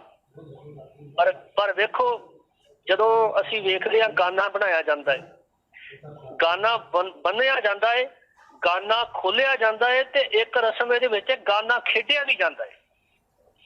ਗਾਨਾ ਖੇਡਣ ਦੀ ਰਸਮ ਜਿਹਨੂੰ ਕਹਿੰਦੇ ਆ। ਇਹਨਾਂ ਰਸਮਾਂ ਦਾ ਵੀ ਕੋਈ ਗੁਰਮਤ ਨਾਲ ਜਾਂ ਗੁਰਮਤ ਦੇ ਸਿਧਾਂਤ ਨਾਲ ਕੋਈ ਸੰਬੰਧ ਨਹੀਂ ਜੇ। ਇਹ ਸੰਸਾਰੀ ਲੋਕ ਇਸ ਗੱਲ ਦਾ ਪ੍ਰਚਾਰ ਕਰਦੇ ਨੇ ਕਿ ਜਦੋਂ ਗਾਨਾ ਖੋਲਣ ਤੇ ਖੇਡਣ ਦੀ ਰਸਮ ਨਿਭਾਈ ਜਾਂਦੀ ਹੈ, ਉੱਥੋਂ ਪਤਾ ਲੱਗ ਜਾਂਦਾ ਹੈ ਕਿ ਕੌਣ ਜਿੱਤੇਗਾ। ਜੇ ਇਸਤਰੀ ਜਿੱਤ ਗਈ ਤਾਂ ਇਹ ਅੰਦਾਜ਼ਾ ਲਾ ਲਿਆ ਜਾਂਦਾ ਹੈ ਕਿ ਹੁਣ ਜਿਹੜਾ ਮਰਦ ਹੈ ਆਪਣੀ ਇਸਤਰੀ ਦਾ ਸਦਾ ਗੁਲਾਮ ਰਹੇਗਾ। ਤੇ ਦੂਸਰੀ ਜਿਹੜੀ ਗੱਲ ਕਿ ਜੇ ਕਿਤੇ ਇਸਤਰੀ ਹਾਰ ਜਾਂਦੀ ਹੈ, ਮਰਦ ਜਿੱਤ ਜਾਂਦਾ ਹੈ, ਤਾਂ ਇੱਥੋਂ ਸੰਸਾਰ ਦੇ ਵਿੱਚ ਇਹ ਅੰਦਾਜ਼ਾ ਲਾਇਆ ਜਾਂਦਾ ਸੀ ਕਿ ਜਿਹੜੀ ਇਸਤਰੀ ਹੈ ਸਦਾ ਆਪਣੇ ਪਤੀ ਦੀ ਗੁਲਾਮ ਰਹੇਗੀ। ਪਰ ਗੁਰਮਤ ਨੇ ਇਸ ਤਰ੍ਹਾਂ ਦੀ ਕੋਈ ਵੀ ਵਿਚਾਰ ਨਹੀਂ ਦਿੱਤੀ। ਸਗੋਂ ਗੁਰਮਤ ਨੇ ਹਾਰ ਜਿੱਤ ਦੀ ਗੱਲ ਨਹੀਂ ਕੀਤੀ ਕਿ ਪਤੀ ਪਤਨੀ ਦੇ ਜੀਵਨ ਵਿੱਚ ਹਾਰ ਜਿੱਤ ਹੋਣੀ ਚਾਹੀਦੀ। ਸਗੋਂ ਇੱਕ ਅਵਸਥਾ ਦੇ ਧਾਰ ਨਹੀਂ ਹੋਣਾ ਚਾਹੀਦਾ ਪਤੀ ਪਤਨੀ ਨੂੰ, ਇੱਕ ਜੋਤ, ਇੱਕ ਵਿਚਾਰਧਾਰਾ ਉਹਨਾਂ ਦੀ ਹੋਣੀ ਚਾਹੀਦੀ ਹੈ। ਪਾਤਸ਼ਾਹ ਜੀ ਆਖਦੇ ਨਾ, ਧੰਨ ਫਿਰ ਇਹ ਨਾ ਆਖੀਆਂ ਬਹਿਣ ਇਕੱਠੇ ਹੋਏ। ਪਤੀ ਪਤਨੀ ਉਹਨਾਂ ਨੂੰ ਥੋੜਾ ਕਿਹਾ ਜਾਂਦਾ ਹੈ ਜਿਹੜੇ ਸਰੀਰ ਕਰਕੇ ਇਕੱਠੇ ਬੈਠੇ ਨੇ। ਏਕ ਜੋਤ ਦੋਏ ਮੂਰਤੀ ਧੰਨ ਫਿਰ ਕਹੀਏ ਸੋਏ। ਉਹਨਾਂ ਦੀ ਵਿਚਾਰਧਾਰਾ, ਉਹਨਾਂ ਦੀ ਅਵਸਥਾ, ਉਹਨਾਂ ਦੀ ਜੋਤ ਅੰਦਰੋਂ ਇੱਕ ਹੋ ਜਾਏ। ਅਸੀਂ ਆਪਣੀ ਹੂੜ ਮੱਤ ਵਿੱਚੋਂ ਐਸੀਆਂ ਰਸਮਾਂ ਨਿਭਾ ਰਹੇ ਹਾਂ ਜਿਨ੍ਹਾਂ ਨੂੰ ਅਸੀਂ ਕਹਿੰਦੇ ਹਾਂ ਕਿ ਇਹ ਮਨੋਬਲ ਕਰਕੇ ਸਾਡੇ ਜੀਵਨ ਦੇ ਵਿੱਚ ਆਈਆਂ ਨੇ। ਪਰ ਇਹ ਰਸਮਾਂ ਜਿਹੜੀਆਂ ਨੇ ਸਾਡੀ ਹੂੜ ਮੱਤ ਵਿੱਚੋਂ ਪੈਦਾ ਹੋਈਆਂ ਨੇ। ਗੁਰਮਤ ਸਿਧਾਂਤ ਤੇ ਪਰਖਣ ਤੇ ਪਤਾ ਚੱਲਦਾ ਹੈ ਕਿ ਐਸੀਆਂ ਜਿਹੜੀਆਂ ਰਸਮਾਂ ਨੇ, ਗਾਨਾ ਬੰਨਣ ਦੀ, ਗਾਨਾ ਖੋਲਣ ਦੀ ਤੇ ਗਾਨਾ ਖੇਡਣ ਦੀ, ਇਹ ਸਭ ਫੋਕੀਆਂ ਨੇ। ਕਿਉਂਕਿ ਐਸਾ ਅੰਦਾਜ਼ਾ ਜਿਹੜਾ ਲਾਇਆ ਜਾ ਰਿਹਾ ਸੰਸਾਰੀਆਂ ਵੱਲੋਂ ਕਿ ਪਤੀ ਪਤਨੀ ਵਿੱਚ ਹਾਰ ਜਿੱਤ ਦੀ ਜਿਹੜੀ ਗੱਲ ਚੱਲ ਰਹੀ ਹੈ, ਪਰ ਗੁਰਬਾਣੀ ਤਾਂ ਇੱਥੇ ਹਾਰ ਜਿੱਤ ਦਾ ਜ਼ਿਕਰ ਨਹੀਂ ਕਰ ਰਹੀ। ਗੁਰਬਾਣੀ ਤਾਂ ਕਹਿ ਰਹੀ ਇੱਕ ਅਵਸਥਾ, ਇੱਕ ਅਵਸਥਾ ਦੇ ਧਾਰ ਤੇ ਹੋਣਾ ਚਾਹੀਦਾ, ਇੱਕ ਜੋਤ। ਤੇ ਪਾਤਸ਼ਾਹ ਜੀ ਆਖਦੇ ਧੰਨ ਫਿਰ ਇਹ ਨਾ ਆਖੀਆਂ ਬਹਿਣ ਇਕੱਠੇ ਹੋਏ, ਏਕ ਜੋਤ ਤੋਏ ਮੂਰਤੀ ਧੰਨ ਫਿਰ ਕਹੀਏ ਸੋਏ। ਹੁਣ ਵੇਖੋ, ਇਸ ਤੋਂ ਇਲਾਵਾ ਵਿਆਹ ਵੇਲੇ ਸਿਹਰਾ ਲਾਇਆ ਜਾਂਦਾ ਹੈ। ਪੁਰਾਤਨ ਸਮਾਂ ਹੁੰਦਾ ਸੀ ਤੇ ਅਸੀਂ ਵੇਖਦੇ ਹਾਂ, ਇਤਿਹਾਸ ਦੇ ਵਿੱਚ ਪੜ੍ਹਦੇ ਵੀ ਹਾਂ ਕਿ ਲਾਗੀ ਜਿਹੜੇ ਰਿਸ਼ਤਾਕਾਰ ਆਉਂਦੇ ਸਨ, ਲੜਕੀ ਨੇ ਲੜਕਾ ਨਾ ਵੇਖਣਾ। ਇੱਥੋਂ ਤੱਕ ਕਿ ਜਿਨ੍ਹਾਂ ਮਾਪਿਆਂ ਨੇ ਆਪਣੀ ਲੜਕੀ ਲਈ ਵਰ ਚੁਣਨਾ, ਉਹਨਾਂ ਨੇ ਵੀ ਉਸ ਲੜਕੇ ਨੂੰ ਨਹੀਂ ਸੀ ਵੇਖਿਆ। ਲਾਗੀਆਂ ਤੇ ਇੰਨਾ ਵਿਸ਼ਵਾਸ ਹੁੰਦਾ ਸੀ। ਆਪਣੀਆਂ ਧੀਆਂ ਦੇ ਰਿਸ਼ਤੇ ਕਰ ਆਉਂਦੇ ਸਨ। ਕਈ ਵਾਰ ਧੋਖੇ ਵੀ ਹੋ ਜਾਂਦੇ ਸੀ ਤੇ ਸਿਹਰਾ ਲਾ ਕੇ ਮੂੰਹ ਢਾ ਕੇ ਇਸ ਕਰਕੇ ਖੜਿਆ ਜਾਂਦਾ ਸੀ ਕਿ ਕਈ ਵਾਰ ਇਹ ਵਿਦਵਾਨ ਸੱਜਣ ਇਹ ਗੱਲ ਦੱਸਦੇ ਨੇ ਕਿ ਕਈ ਵਾਰ ਇਹ ਧੋਖੇ ਵੀ ਹੋ ਜਾਂਦੇ ਸੀ। ਇਸ ਕਰਕੇ ਇਹ ਰਸਮ ਜਿਹੜੀ ਚਲਾਈ ਗਈ ਸਿਹਰਾ ਬੰਨਣ ਦੀ ਜੀ, ਅੱਜ ਵੇਖਿਆ ਜਾਏ ਤਾਂ ਲੜਕੀ ਤੇ ਲੜਕਾ ਇੱਕ ਦੂਜੇ ਨੂੰ ਵੇਖਦੇ ਆ। ਵਿਆਹ ਤੋਂ ਪਹਿਲਾਂ ਵੀ ਕਈ ਵਾਰੀ ਮਿਲਦੇ ਰਹਿੰਦੇ। ਫਿਰ ਉੱਥੇ ਸਿਹਰਾ ਲਾਉਣ ਦਾ ਕੀ ਰਿਵਾਜ ਵੇਖੋ, ਇਹ ਕੀ ਫੋਕਟ ਜਿਹੜੇ ਅਸੀਂ ਰਸਮ ਨਿਭਾ ਰਹੇ ਹਾਂ। ਤੇ ਪਾਤਸ਼ਾਹ ਜੀ ਨੇ ਸਾਨੂੰ ਐਸੀਆਂ ਰਸਮਾਂ ਤੋਂ ਗੁਰਮਤ ਸਿਧਾਂਤ ਦੇ ਉੱਤੇ ਜਦੋਂ ਅਸੀਂ ਪਰਖਦੇ ਹਾਂ ਤੇ ਸਾਨੂੰ ਸਮਝ ਆਉਂਦੀ ਹੈ ਕਿ ਇਹ ਰਸਮਾਂ ਫੋਕੀਆਂ ਨੇ ਜੀ। ਤੇ ਜਦੋਂ ਅਸੀਂ ਵੇਖਦੇ ਹਾਂ ਇਸ ਤੋਂ ਇਲਾਵਾ ਹੋਰ ਬਹੁਤ ਸਾਰੀਆਂ ਰਸਮਾਂ ਜਿਹੜੀਆਂ ਨਿਭਾਈਆਂ ਜਾਂਦੀਆਂ ਨੇ, ਜਿਹੜੀਆਂ ਸਮੇਂ ਦੀ ਲੋੜ ਵਿੱਚੋਂ ਪੈਦਾ ਹੋਈਆਂ। ਜ਼ਰੂਰਤ ਸੀ ਸਮੇਂ ਦੀ, ਪਰ ਅੱਜ ਜ਼ਰੂਰਤ ਨਹੀਂ। ਜਿਵੇਂ ਪੁਰਾਤਨ ਸਮੇਂ ਹਮਲਾਵਰ ਆਉਂਦੇ ਸਨ, ਟੋਲੀਆਂ ਲੁੱਟ ਕੇ ਲੈ ਜਾਂਦੇ ਸਨ, ਇਸ ਲਈ ਨਾ ਲੜਕੇ ਦੇ ਹੱਥ ਵਿੱਚ ਕਿਰਪਾਨ ਫੜਾਈ ਜਾਂਦੀ ਜੀ। ਸਿਰਫ ਲੜਕੇ ਦੇ ਹੱਥ ਵਿੱਚ ਕਿਰਪਾਨ ਨਹੀਂ ਸੀ ਹੁੰਦੀ, ਬਰਾਤੀਆਂ ਦੇ ਹੱਥ ਵਿੱਚ ਵੀ ਕਿਰਪਾਨ ਹੁੰਦੀ ਸੀ। ਤੇ ਉਹਨਾਂ ਦਾ ਅਰਥ ਸੀ ਕਿ ਰੱਖਿਆ ਕਰਨੀ। ਜਿਸ ਡੋਲੇ ਨੂੰ ਲੈ ਕੇ ਆ ਰਹੇ ਆ, ਜਿਸ ਲੜਕੀ ਨੂੰ ਵਿਆਹ ਕੇ ਲਿਆ ਰਹੇ ਆ, ਉਹਦੀ ਰੱਖਿਆ ਕਰਨੀ। ਉਹਦੀ ਰੱਖਿਆ ਵਾਸਤੇ ਉਦੋਂ ਕਿਰਪਾਨ ਜਿਹੜੀ ਫੜੀ ਜਾਂਦੀ ਸੀ, ਕਿਉਂਕਿ ਹਮਲਾਵਰ ਆਉਂਦੇ ਸੀ, ਡੋਲੀਆਂ ਲੁੱਟ ਕੇ ਲੈ ਜਾਂਦੇ ਸੀ। ਪਰ ਅੱਜ ਵੀ ਅਸੀਂ ਲੜਕੇ ਦੇ ਹੱਥ ਵਿੱਚ ਕਿਰਪਾਨ ਫੜਾਉਂਦੇ ਆ, ਪਰ ਇਸ ਦਾ ਗੁਰਮਤ ਸਿਧਾਂਤ ਦੇ ਨਾਲ ਕੋਈ ਖਾਸ ਸੰਬੰਧ ਨਹੀਂ ਹੈ। ਪਰ ਇਹ ਵਿਚਾਰਧਾਰਾ ਨਿਭਾਈ ਜਾ ਰਹੀ ਹੈ। ਇੱਕ ਰਸਮ ਜਿਹੜੀ ਹੈ ਤੇਲ ਚੋਣ ਦੀ ਕੀਤੀ ਜਾਂਦੀ ਹੈ। ਜਦੋਂ ਲੜਕਾ ਲੜਕੀ ਘਰ ਵਿੱਚ ਆਉਂਦੇ ਨੇ, ਉਦੋਂ ਤੇਲ ਚੋਣ ਦੀ ਜਿਹੜੀ ਰਸਮ ਕੀਤੀ ਜਾਂਦੀ ਹੈ। ਇਹ ਰਸਮ ਵੀ ਜਿਹੜੀ ਹੈ ਸਮੇਂ ਦੇ ਲੋੜ ਮੁਤਾਬਕ ਜਿਹੜੀ ਪੈਦਾ ਹੋਈ ਹੈ। ਵਿਦਵਾਨ ਸੱਜਣ ਇਹ ਗੱਲ ਦੱਸਦੇ ਨੇ ਕਿ ਦਰਵਾਜ਼ੇ ਹੁੰਦੇ ਸਨ ਲੱਕੜ ਦੇ, ਤੇ ਵੱਡੇ ਵੱਡੇ ਦਰਵਾਜ਼ੇ ਹੁੰਦੇ ਸੀ, ਤੇ ਬਹੁਤੇ ਇਹ ਦਰਵਾਜ਼ੇ ਵੱਡੇ ਜਿਹੜੇ ਸੀ ਰਸਮਾਂ ਰਿਵਾਜਾਂ ਤੇ ਹੀ ਖੋਲੇ ਜਾਂਦੇ ਸੀ, ਸ਼ਗਨਾਂ ਦੇ ਉੱਤੇ ਹੀ ਖੋਲੇ ਜਾਂਦੇ ਸੀ। ਤੇ ਉਹਨਾਂ ਵਿੱਚੋਂ ਇਹਨਾਂ ਦਰਵਾਜ਼ਿਆਂ ਨੂੰ ਨਾ ਖੋਲਣ ਤੋਂ ਇੱਕ ਛੋਟੀ ਜਿਹੀ ਖਿੜਕੀ ਹੁੰਦੀ ਸੀ, ਖਿੜਕੀ ਰਾਹੀਂ ਜਿਸ ਰਾਹੀਂ ਖੋਲ ਕੇ ਕੰਮ ਸਾਰ ਲਿਆ ਜਾਂਦਾ ਸੀ। ਪਰ ਜਦੋਂ ਕਿਤੇ ਕੋਈ ਸ਼ਗਨਾਂ ਦਾ ਦਿਨ ਆਉਣਾ, ਪ੍ਰੋਗਰਾਮ ਮਨਾਉਣੇ, ਉਦੋਂ ਵੱਡੇ ਦਰਵਾਜ਼ੇ ਜਿਹੜੇ ਖੋਲੇ ਜਾਂਦੇ ਸਨ, ਤੇ ਉਹਨਾਂ ਦਰਵਾਜ਼ਿਆਂ ਨੂੰ ਜਦੋਂ ਖੋਲਣਾ ਤੇ ਉਹਨਾਂ ਦਰਵਾਜ਼ਿਆਂ ਦੇ ਵਿੱਚੋਂ ਚੂੰ ਚੂੰ ਦੀ ਆਵਾਜ਼ ਆਉਣੀ, ਕਿਉਂਕਿ ਕਈ ਚਿਰਾਂ ਬਾਅਦ ਦਰਵਾਜ਼ੇ ਖੋਲੇ ਜਾਂਦੇ ਸਨ। ਤੇ ਇਹ ਖੁਸ਼ੀ ਦੇ ਮੌਕੇ ਤੇ ਦਰਵਾਜ਼ੇ ਜਦੋਂ ਚੂੰ ਚੂੰ ਕਰਨ ਚੰਗੇ ਥੋੜਾ ਲੱਗਦੇ ਨੇ। ਕਿਸੇ ਚੰਗੇ ਪੁਰਸ਼ ਨੇ ਇਹ ਗੱਲ ਕਹਿ ਦਿੱਤੀ ਹੋਵੇਗੀ ਕਿਸੇ ਸਮੇਂ ਕਿ ਭਾਈ ਏਦਾਂ ਕਰੋ, ਇਹ ਦਰਵਾਜ਼ਿਆਂ ਦੇ ਤੇਲ ਪਾਓ, ਤੇ ਇਸ ਲਈ ਚੂੰ ਚੂੰ ਵਾਲੀ ਆਵਾਜ਼ ਬੰਦ ਹੋ ਜਾਵੇਗੀ। ਇਹ ਸਮੇਂ ਦੀ ਲੋੜ ਸੀ, ਪਰ ਅਸੀਂ ਇਹਨਾਂ ਰੀਤੀ ਰਿਵਾਜਾਂ ਨੂੰ ਨਿਭਾ ਰਹੇ ਹਾਂ। ਅੱਜ ਜਦੋਂ ਲੜਕੀ ਲੜਕੇ ਨੂੰ ਵਿਆਹ ਕੇ ਘਰ ਲੈ ਜਾਈਦਾ ਹੈ, ਉਦੋਂ ਤੇਲ ਚੋਣ ਦੀ ਰਸਮ ਵੀ ਨਿਭਾਈ ਜਾਂਦੀ ਹੈ। ਇਹ ਸਭ ਫੋਕੀਆਂ ਰਸਮਾਂ ਜਿਹੜੀਆਂ ਸਮੇਂ ਦੀ ਲੋੜ ਸਨ, ਪਰ ਅੱਜ ਇਹਨਾਂ ਦੀ ਜ਼ਰੂਰਤ ਨਹੀਂ। ਪਰ ਗੁਰਮਤਿ ਰਹਿਤ ਮਰਿਆਦਾ ਵਿੱਚ ਇਹਨਾਂ ਸਾਰੀਆਂ ਰੀਤਾਂ ਰਸਮਾਂ ਨੂੰ ਛੱਡ ਕੇ ਗੁਰਮਤਿ ਵਿੱਚ ਦਸੀ ਆਨੰਦ ਰੀਤ ਨੂੰ ਹੀ ਮਾਨਤਾ ਦਿੱਤੀ।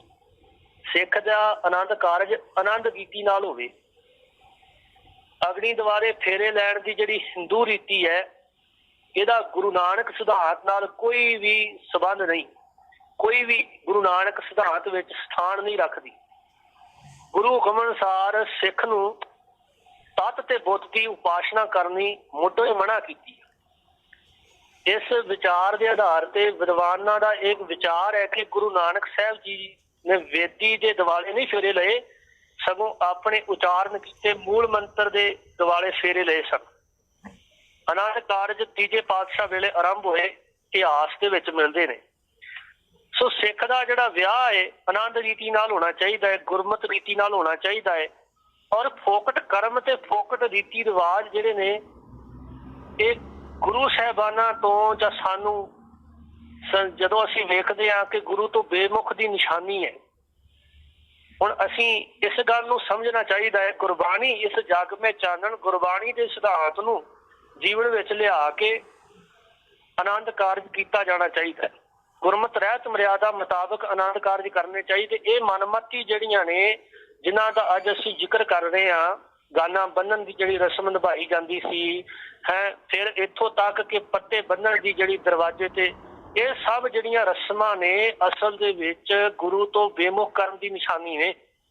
ਗੁਰਮਤਿ ਸਿਧਾਂਤ ਸਾਨੂੰ ਬੜਾ ਸੌਖਾ, ਬੜਾ ਨਿਰਮਲ ਜੀਵਨ ਜਿਹੜਾ ਪ੍ਰਦਾਨ ਕਰਦੇ ਨੇ, ਤੇ ਗੁਰੂ ਸਾਹਿਬਾਨ ਸਾਨੂੰ ਆਦਰਸ਼ਕ ਮਨੁੱਖੀ ਜੀਵਨ ਦੀ ਘਾਟ ਮਨੁੱਖ ਦੇ ਅੰਦਰ ਘੜਨੀ ਚਾਹੁੰਦੇ ਨੇ। ਤੇ ਸਤਿਗੁਰੂ ਸੱਚੇ ਪਾਤਸ਼ਾਹ ਜੀ, ਜਦੋਂ ਅਸੀਂ ਇਤਿਹਾਸ 'ਚ ਪੜ੍ਹਦੇ ਹਾਂ, ਇਤਿਹਾਸ ਦੇ ਅੰਦਰ ਵੀ ਸਾਨੂੰ ਇਸ ਗੱਲ ਦਾ ਜ਼ਿਕਰ ਮਿਲਦਾ ਹੈ ਕਿ ਧੰਨ ਗੁਰੂ ਨਾਨਕ ਸਾਹਿਬ ਮਹਾਰਾਜ ਜੀ ਦਾ ਵੀ ਆਨੰਦ ਕਾਰਜ ਜਿਹੜਾ ਹੈ ਬਟਾਲੇ ਦੀ ਧਰਤੀ ਤੇ ਮਾਤਾ ਸੁਲੱਖਣੀ ਦੇ ਨਾਲ ਹੋਇਆ। ਉਹ ਆਨੰਦ ਕਾਰਜ ਵੀ ਗੁਰੂ ਨਾਨਕ ਸਾਹਿਬ ਮਹਾਰਾਜ ਜੀ ਨੇ ਵੇਦੀ ਦੇ ਦਿਵਾਲੇ ਨਹੀਂ ਸੀ ਲਾਵਾਂ ਲਈਆਂ। ਗੁਰੂ ਨਾਨਕ ਸਾਹਿਬ ਮਹਾਰਾਜ ਜੀ ਨੇ ਮੂਲ ਮੰਤਰ ਦੇ ਜਿਹੜਾ ਆਪਣਾ ਉਚਾਰਨ ਕੀਤਾ ਹੈ ਪ੍ਰਮਾਤਮਾ ਦੀ ਸਿਫਤ ਵਿੱਚ, ਉਸ ਦੇ ਦੁਆਲੇ ਲਾਵਾ ਲੈ ਕੇ ਆਪਣਾ ਆਨੰਦ ਕਾਰਜ ਜਿਹੜਾ ਕੀਤਾ ਸੀ। ਹੁਣ ਇੱਥੋਂ ਇਹ ਗੱਲ ਸਾਨੂੰ ਕਿਵੇਂ ਸਮਝ ਲੱਗੇਗੀ? ਧੰਨ ਗੁਰੂ ਗ੍ਰੰਥ ਸਾਹਿਬ ਮਹਾਰਾਜ ਜੀ ਦੀ ਬਾਣੀ ਅੰਦਰ ਇਹ ਗੱਲ ਅਸੀਂ ਵੇਖਦੇ ਹਾਂ, ਪੰਡਤ ਮੁੱਲਾ ਛਾਡੇ ਦੋ।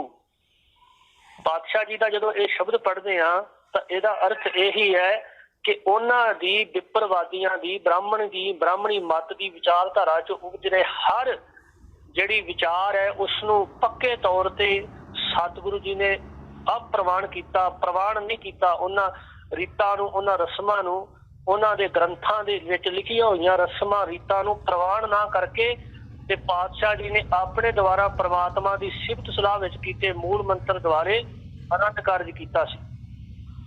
ਇਹ ਆਨੰਦ ਕਾਰਜ ਦੇ ਵਿੱਚ ਜਿਹੜੀਆਂ ਅਸੀਂ ਮਨਮਤਾਂ ਕਰਦੇ ਹਾਂ, ਤੇ ਹੁਣ ਅਸੀਂ ਤੀਸਰੇ ਸੰਸਕਾਰ ਮ੍ਰਿਤਕ ਸੰਸਕਾਰ ਦੀ ਵਿਚਾਰ ਕਰਨ ਦਾ ਯਤਨ ਕਰਾਂਗੇ ਜੀ। ਮ੍ਰਿਤਕ ਸੰਸਕਾਰ ਦੇ ਵਿੱਚ, ਇਸ ਮ੍ਰਿਤਕ ਸੰਸਕਾਰ ਵਿੱਚ ਵੀ ਅਸੀਂ ਬਹੁਤ ਸਾਰੀਆਂ ਮਨਮਤਾਂ ਕਰਦੇ। ਅੱਜ ਸਾਡੇ ਸਿੱਖ ਸਮਾਜ ਵਿੱਚ ਨਾ ਮ੍ਰਿਤਕ ਸੰਸਕਾਰ ਨਾਲ ਸੰਬੰਧਿਤ ਇੱਕ ਨਹੀਂ ਅਨੇਕਾਂ ਐਸੇ ਕਰਮ ਗੁਰਮਤ ਸਮਝ ਕੇ ਵੇਖਾ ਵੇਖੀ ਕੀਤੇ ਜਾ ਰਹੇ, ਜਿਨ੍ਹਾਂ ਦਾ ਗੁਰਮਤ ਨਾਲ ਨੇੜੇ ਦਾ ਵੀ ਸੰਬੰਧ ਨਹੀਂ ਹੈ। ਜਦੋਂ ਕੋਈ ਪ੍ਰਾਣੀ ਮੰਜੇ ਤੇ ਪ੍ਰਾਣ ਤਿਆਗਦਾ ਹੈ ਤਾਂ ਭਰਮੀ ਲੋਕ ਅੰਧ ਵਿਸ਼ਵਾਸ ਵਿੱਚ ਪੈ ਕੇ ਇਸ ਗੱਲ ਦਾ ਭਰਮ ਕਰਦੇ ਕਿ ਮੰਜੇ ਉੱਤੇ ਪ੍ਰਾਣ ਤਿਆਗਣ ਨਾਲ ਪ੍ਰਾਣੀ ਨੂੰ ਮੁਕਤੀ ਨਹੀਂ ਮਿਲਦੀ। ਜਿਹੜਾ ਮਨੁੱਖ ਹੈ ਉਸ ਨੂੰ ਮੁਕਤੀ ਪ੍ਰਾਪਤ ਨਹੀਂ ਹੁੰਦੀ ਜੇ ਕਿਤੇ ਉਹਦੇ ਮੰਜੇ ਦੇ ਉੱਤੇ ਪ੍ਰਾਣ ਨਿਕਲਦੇ। ਤੇ ਇਸ ਤੋਂ ਇਲਾਵਾ ਇਹ ਵੀ ਵਿਚਾਰ ਕੀਤੀ ਜਾਂਦੀ ਹੈ ਕਿ ਹੁਣ ਇਹ ਮੰਜਾ ਜਿਹੜਾ ਹੈ ਜਿਹਦੇ ਤੇ ਪ੍ਰਾਣੀ ਦੀ ਡੈਥ ਹੋਈ ਹੈ, ਉਹ ਮੰਜਾ ਹੁਣ ਜਿਹੜਾ ਪ੍ਰਾਣੀ ਦੇ ਸੰਬੰਧੀ ਹੈ ਉਹਨਾਂ ਦੇ ਵਰਤਨਯੋਗ ਵੀ ਨਹੀਂ ਰਿਹਾ। ਇਹ ਬ੍ਰਾਹਮਣਵਾਦ ਦੇ ਵਿੱਚੋਂ ਨਿਕਲਣੀਆਂ ਜਿਹੜੀਆਂ ਸਾਰੀਆਂ ਰੀਤਾਂ ਰਸਮਾਂ ਜਿਹੜੀਆਂ ਸਾਡੇ ਪਰਿਵਾਰਾਂ ਵਿੱਚ ਚੱਲ ਰਹੀਆਂ ਨੇ, ਗੁਰੂ ਪਾਤਸ਼ਾਹ ਨੇ ਭਰਮੀ ਲੋਕਾਂ ਨੂੰ ਸਮਝਾਇਆ ਕਿ ਇਹ ਕਰਨਾ ਨਿਰਾ ਪਖੰਡ ਹੈ। ਇਸ ਨਾਲ ਮਰੇ ਹੋਏ ਪ੍ਰਾਣੀ ਦਾ ਕੋਈ ਵੀ ਸੰਬੰਧ ਨਹੀਂ। ਇਸ ਤਰ੍ਹਾਂ ਇਹ ਵੀ ਭਰਮ ਫੈਲਾਇਆ ਗਿਆ ਕਿ ਪ੍ਰਾਣੀ ਨੂੰ ਜਮ ਮਾਰਗ ਦੇ ਹਨੇਰੇ ਰਸਤੇ ਵਿੱਚੋਂ ਗੁਜ਼ਰਨਾ ਪੈਂਦਾ ਹੈ। ਇਸ ਲਈ ਪ੍ਰਾਣੀ ਦੇ ਸਵਾਸ ਤਿਆਗਣ ਸਮੇਂ ਅਤੇ ਬਾਅਦ ਵਿੱਚ ਕਈ ਦਿਨ ਲਗਾਤਾਰ ਦੀਵਾ ਜਗਾਉਣਾ ਪੈਂਦਾ ਹੈ। ਇਹ ਭਰਮ ਗੁਰਬਾਣੀ ਵਿੱਚ ਸਤਿਗੁਰੂ ਸੱਚੇ ਪਾਤਸ਼ਾਹ ਜੀ ਨੇ ਗੁਰਬਾਣੀ ਦੇ ਰਾਹੀਂ ਹੀ ਤੋੜਿਆ ਹੈ। ਪਾਤਸ਼ਾਹ ਜੀ ਆਖਦੇ, ਦੀਵਾ ਮੇਰਾ ਏਕ ਨਾਮ ਦੁੱਖ ਵਿੱਚ ਪਾਇਆ ਤੇਲ, ਉਨ ਚਾਨਣ ਉਹ ਸੁਖਿਆ ਚੋਕਾ ਜਮ ਸਿਓ ਮੇਲ, ਲੋਕਾਂ ਮੱਤ ਕੋ ਫੱਕੜ ਪਾਏ ਲੱਖ ਮੜਿਆ ਕਰ ਇਕੱਠੇ ਏਕ ਰਤੀਲੇ ਭਾਹੇ। ਪਾਤਸ਼ਾਹ ਆਖਦੇ ਪ੍ਰਾਣੀ ਵਾਸਤੇ ਨਾਮ ਹੀ ਦੀਵਾ ਹੈ, ਪਰਮਾਤਮਾ ਦਾ ਨਾਮ ਹੀ ਸਭ ਕੁਝ ਹੈ। ਤੇ ਇਸ ਤੋਂ ਇਲਾਵਾ ਗੁਰਬਾਣੀ ਅੰਦਰ ਪਾਤਸ਼ਾਹ ਜੀ ਨੇ ਹੋਰ ਵੀ ਬਚਨ ਲਿਖੇ ਨੇ, ਪੂਰੇ ਗੁਰ ਕੀ ਸ਼ਰਨ ਪੈ, ਜਦੋਂ ਪੂਰੇ ਗੁਰੂ ਦੀ ਸ਼ਰਨ ਪਵਾਂਗੇ ਤੇ ਇਸ ਗੱਲ ਦੀ ਸੋਝੀ ਹੁੰਦੀ ਹੈ ਕਿ ਇਹ ਸਭ ਭਰਮ ਹੈ। ਬਸ ਜੀਵ ਲਈ ਨਾਮ ਹੀ ਸਭ ਕੁਝ ਹੈ। ਗੁਰ ਪੂਰਾ ਹਰ ਨਾਮ ਦ੍ਰਿੜਾਇਆ, ਇਨ ਵਿੱਚੋਂ ਭਰਮ ਚੁਕਾਇਆ, ਰਾਮ ਨਾਮ ਹਰ ਕੀਰਤ ਗਾਈ, ਕਰ ਚਾਨਣ ਦਿਖਾਇਆ, ਹਉਮੈ ਮਾਰ ਏਕ ਲਿਵ ਲਾਗੀ, ਅੰਤਰ ਨਾਮ ਵਸਾਇਆ, ਗੁਰਮਤੀ ਜਮ ਜੋ ਨ ਸਾਕੈ, ਸਾਚੇ ਨਾਮ ਸਮਾਇਆ, ਸਭ ਆਪੇ ਆਪ ਵਰਤੇ ਕਰਤਾ, ਜੋ ਭਾਵੇ ਸੋ ਨਾਏ ਲਾਇਆ, ਜਨ ਨਾਨਕ ਨਾਮ ਲਏ ਤਾਂ ਜੀਵੇ, ਬਿਨ ਨਾਮੇ ਖਿੰਨ ਮਰ ਜਾਇਆ। ਇਸ ਤੋਂ ਇਲਾਵਾ ਹੋਰ ਬਹੁਤ ਸਾਰੇ ਭਰਮ ਕੀਤੇ ਜਾਂਦੇ ਹਨ, ਜਿਵੇਂ ਅੱਧ ਮਾਰਗ। ਭਰਮ ਤੇ ਵਿਪਰ ਦੇ ਜਾਲ ਵਿੱਚ ਫਸ ਕੇ ਲੋਕ ਮ੍ਰਿਤਕ ਸਰੀਰ ਨੂੰ ਸ਼ਮਸ਼ਾਨ ਭੂਮੀ ਵੱਲ ਲਿਜਾਂਦੇ ਨੇ। ਉਸ ਸਮੇਂ ਅੱਧ ਮਾਰਗ ਦੇ ਵਿੱਚ ਕੁਝ ਕਿਰਿਆਵਾਂ ਕੀਤੀਆਂ ਜਾਂਦੀਆਂ ਨੇ। ਅੱਧੇ ਰਸਤੇ ਵਿੱਚ ਜਿਹੜੀ ਮ੍ਰਿਤਕ ਦੀ ਦੇਹ ਹੈ, ਸਰੀਰ ਹੈ, ਉਸ ਨੂੰ ਰਸਤੇ ਵਿੱਚ ਰੱਖ ਕੇ ਅੱਧੇ ਰਸਤੇ ਵਿੱਚ ਕਿਰਿਆ ਕੀਤੀ ਜਾਂਦੀ ਹੈ। ਉਹ ਕਿਰਿਆਵਾਂ ਕਿਹੜੀਆਂ ਨੇ? ਮ੍ਰਿਤਕ ਸਰੀਰ ਦੇ ਦੁਆਲੇ ਪਾਣੀ ਰੋੜਨ ਦੀ ਕਿਰਿਆ ਕੀਤੀ ਜਾਂਦੀ ਹੈ, ਘੜਾ ਭੰਨਣ ਦੀ ਕਿਰਿਆ ਕੀਤੀ ਜਾਂਦੀ ਤੇ ਉੱਚੀ ਉੱਚੀ ਧਾਹਾਂ ਮਾਰੀਆਂ ਜਾਂਦੀਆਂ। ਤੇ ਅੱਧ ਮਾਰਗ ਤੋਂ ਅੱਗੇ ਤੁਰਨ ਲੱਗਿਆਂ ਮ੍ਰਿਤਕ ਦੇ ਜਿਹੜੇ ਪੈਰ ਨੇ ਸ਼ਮਸ਼ਾਨ ਭੂਮੀ ਨੂੰ ਕਰਕੇ ਤੁਰਦੇ ਨੇ। ਇਹ ਸਾਰੀਆਂ ਰਸਮਾਂ ਰੀਤਾਂ ਗਰੁੜ ਪੁਰਾਣ ਗ੍ਰੰਥ ਦੀਆਂ ਨੇ ਤੇ ਸਾਨੂੰ ਸੋਚਣ ਦੀ ਲੋੜ ਹੈ ਕਿ ਜੇ ਅਸੀਂ ਇਹ ਰੀਤਾਂ ਨਿਭਾ ਰਹੇ ਹਾਂ, ਇਹਨਾਂ ਰੀਤਾਂ ਦੇ ਅਨੁਸਾਰ ਚੱਲ ਰਹੇ ਹਾਂ, ਤੇ ਅਸੀਂ ਵੀ ਗਰੁੜ ਪੁਰਾਣ ਦੇ ਸਿੱਖ ਹਾਂ। ਗੁਰੂ ਗ੍ਰੰਥ ਸਾਹਿਬ ਮਹਾਰਾਜ ਦੀ ਬਾਣੀ ਦੇ ਸਿੱਖ ਤਾਂ ਨਹੀਂ ਹੋਏ, ਕਿਉਂਕਿ ਗੁਰਬਾਣੀ ਦੇ ਵਿੱਚ ਤਾਂ ਪਾਤਸ਼ਾਹ ਜੀ ਨੇ ਐਸੇ ਕਰਮ ਕਰਨ ਤੋਂ ਸਿੱਖ ਨੂੰ ਵਿਵਰਜਿਤ ਕੀਤਾ ਹੈ ਤੇ ਜਿਹਦੇ ਅਨੁਸਾਰ ਗਰੁੜ ਪੁਰਾਣ ਦੇ ਗ੍ਰੰਥਾਂ ਦੀਆਂ ਇਹ ਸਾਰੀਆਂ ਰਸਮਾਂ ਨੇ ਤੇ ਜਿਹਦੇ ਅਨੁਸਾਰ ਬ੍ਰਾਹਮਣ ਇਹ ਗੱਲ ਕਹਿੰਦਾ ਹੈ ਕਿ ਜਦੋਂ ਅੱਧ ਰਸਤੇ ਵਿੱਚ ਪਹੁੰਚਿਆ ਜਾਏ ਮਰੇ ਪ੍ਰਾਣੀ ਦਾ ਜਿਹੜਾ ਮੂੰਹ ਹੈ ਨਾ ਉਹ ਘੁਮਾਇਆ ਜਾਂਦਾ ਹੈ ਕਿ ਜਿਹੜੀ ਉਹਦੀ ਆਤਮਾ ਹੈ ਉਹ ਦੁਬਾਰਾ ਸ਼ਮਸ਼ਾਨ ਘਾਟ ਤੋਂ ਸਾਡੇ ਘਰ ਵਾਪਸ ਨਾ ਆ ਜਾਏ। ਇਸ ਵਾਸਤੇ ਇਹ ਬ੍ਰਾਹਮਣ ਵੱਲੋਂ ਦੱਸਿਆ ਜਾਂਦਾ ਹੈ ਕਿ ਜੀਵ ਆਤਮਾ ਨੂੰ ਭੁਲੇਖਾ ਪਾਉਣ ਦੇ ਵਾਸਤੇ, ਤਾਂ ਕਿ ਜਦੋਂ ਪ੍ਰਾਣੀ ਘਰ ਦੇ ਵਿੱਚੋਂ ਚੱਲਦਾ ਹੈ ਤਾਂ ਉਹਦਾ ਜਿਹੜਾ ਸਿਰ ਹੈ ਸ਼ਮਸ਼ਾਨ ਘਰ ਦੇ ਵੱਲ ਹੁੰਦਾ ਹੈ, ਪੈਰ ਜਿਹੜੇ ਨੇ ਉਹਦੇ ਘਰ ਵੱਲ ਨੂੰ ਹੁੰਦੇ ਨੇ। ਤੇ ਜਦੋਂ ਅੱਧੇ ਰਸਤੇ ਵਿੱਚ ਮ੍ਰਿਤਕ ਪ੍ਰਾਣੀ ਦਾ ਸਰੀਰ ਲਿਜਾਇਆ ਜਾਂਦਾ ਹੈ ਤਾਂ ਪਲਟਿਆ ਜਾਂਦਾ ਹੈ, ਤਾਂ ਭਾਵ ਇਹ ਜਿਹੜਾ ਉੱਥੇ ਜਿਹੜੀ ਵਿਚਾਰ ਹੈ ਕਿ ਸ਼ਮਸ਼ਾਨ ਘਾਟ ਵੱਲ ਜਦੋਂ ਪੈਰ ਕੀਤੇ, ਸ਼ਮਸ਼ਾਨ ਘਾਟ ਵੱਲ ਪੈਰ ਕੀਤੇ ਜਾਂਦੇ ਨੇ ਤੇ ਸਿਰ ਜਿਹੜਾ ਇਹ ਘਰ ਵੱਲ ਨੂੰ ਕੀਤਾ ਜਾਂਦਾ ਹੈ। ਇਸ ਢੰਗ ਦੇ ਨਾਲ ਇਹ ਭੁਲੇਖਾ ਪਾਇਆ ਜਾਂਦਾ ਹੈ ਕਿ ਜਿਹੜੀ ਜੀਵ ਆਤਮਾ ਹੈ ਉਸ ਨੂੰ ਹੁਣ ਭੁਲੇਖਾ ਪੈ ਗਿਆ, ਉਹ ਹੁਣ ਸੱਚ ਘਰ ਵਿੱਚ ਵਾਪਸ ਨਹੀਂ ਆਏਗੀ। ਆਤਮਾ ਜਿਹੜੀ ਹੈ ਸਰੀਰ ਵਿੱਚੋਂ ਨਿਕਲ ਗਈ ਜੀ। ਤੇ ਵੇਖੋ ਜਦੋਂ ਸਰੀਰ ਵਿੱਚੋਂ ਆਤਮਾ ਨਿਕਲ ਗਈ ਤੇ ਮਰੇ ਪ੍ਰਾਣੀ ਦੇ ਸਰੀਰ ਨੂੰ ਘਮਾਉਣ ਦੇ ਨਾਲ ਜੀਵ ਆਤਮਾ ਨੂੰ ਭੁਲੇਖਾ ਪਾਉਣ ਦੀ ਜਿਹੜੀ ਵਿਚਾਰ ਹੈ ਇਹ ਤਾਂ ਨਿਰਾ ਹੀ ਪਖੰਡ ਹੈ, ਭਰਮ ਹੈ। ਇਸ ਭਰਮ ਤੋਂ ਗੁਰਮਤ ਦੇ ਸਿਧਾਂਤ ਨਾਲ ਜੁੜ ਕੇ ਬਚਿਆ ਜਾ ਸਕਦਾ। ਇਸ ਤੋਂ ਇਲਾਵਾ ਇੱਕ ਰੀਤ ਰਸਮ ਜਿਹੜੀ ਕੀਤੀ ਜਾਂਦੀ ਸਿਆਪਾ ਕਰਨਾ, ਤੇ ਤੁਸੀਂ ਦੇਖਿਆ ਹੋਏਗਾ ਪੰਜਾਬ ਦੇ ਪਿੰਡਾਂ ਵਿੱਚ ਅਕਸਰ ਪਿੰਡ ਦੀਆਂ ਜਿਹੜੀਆਂ ਇਸਤਰੀਆਂ ਇਕੱਠੀਆਂ ਹੋ ਕੇ ਮਰੇ ਹੋਏ ਪ੍ਰਾਣੀ ਦੇ ਆਲੇ ਦੁਆਲੇ ਖਲੋ ਜਾਂਦੀਆਂ ਤੇ ਉੱਚੀ ਉੱਚੀ ਵਰਲਾਪ ਕਰਦੀਆਂ, ਵੈਣ ਪਾਉਂਦੀਆਂ ਜੀ। ਇਹ ਸਾਰੇ ਕੰਮ ਜਿਹੜੇ ਨੇ ਅਸਲ 'ਚ ਭੁੱਲੜ ਮਨੁੱਖ ਦੇ ਨੇ, ਗੁਰਮਤ ਦੇ ਨਾਲ ਇਹਦਾ ਕੋਈ ਵੀ ਸੰਬੰਧ ਨਹੀਂ।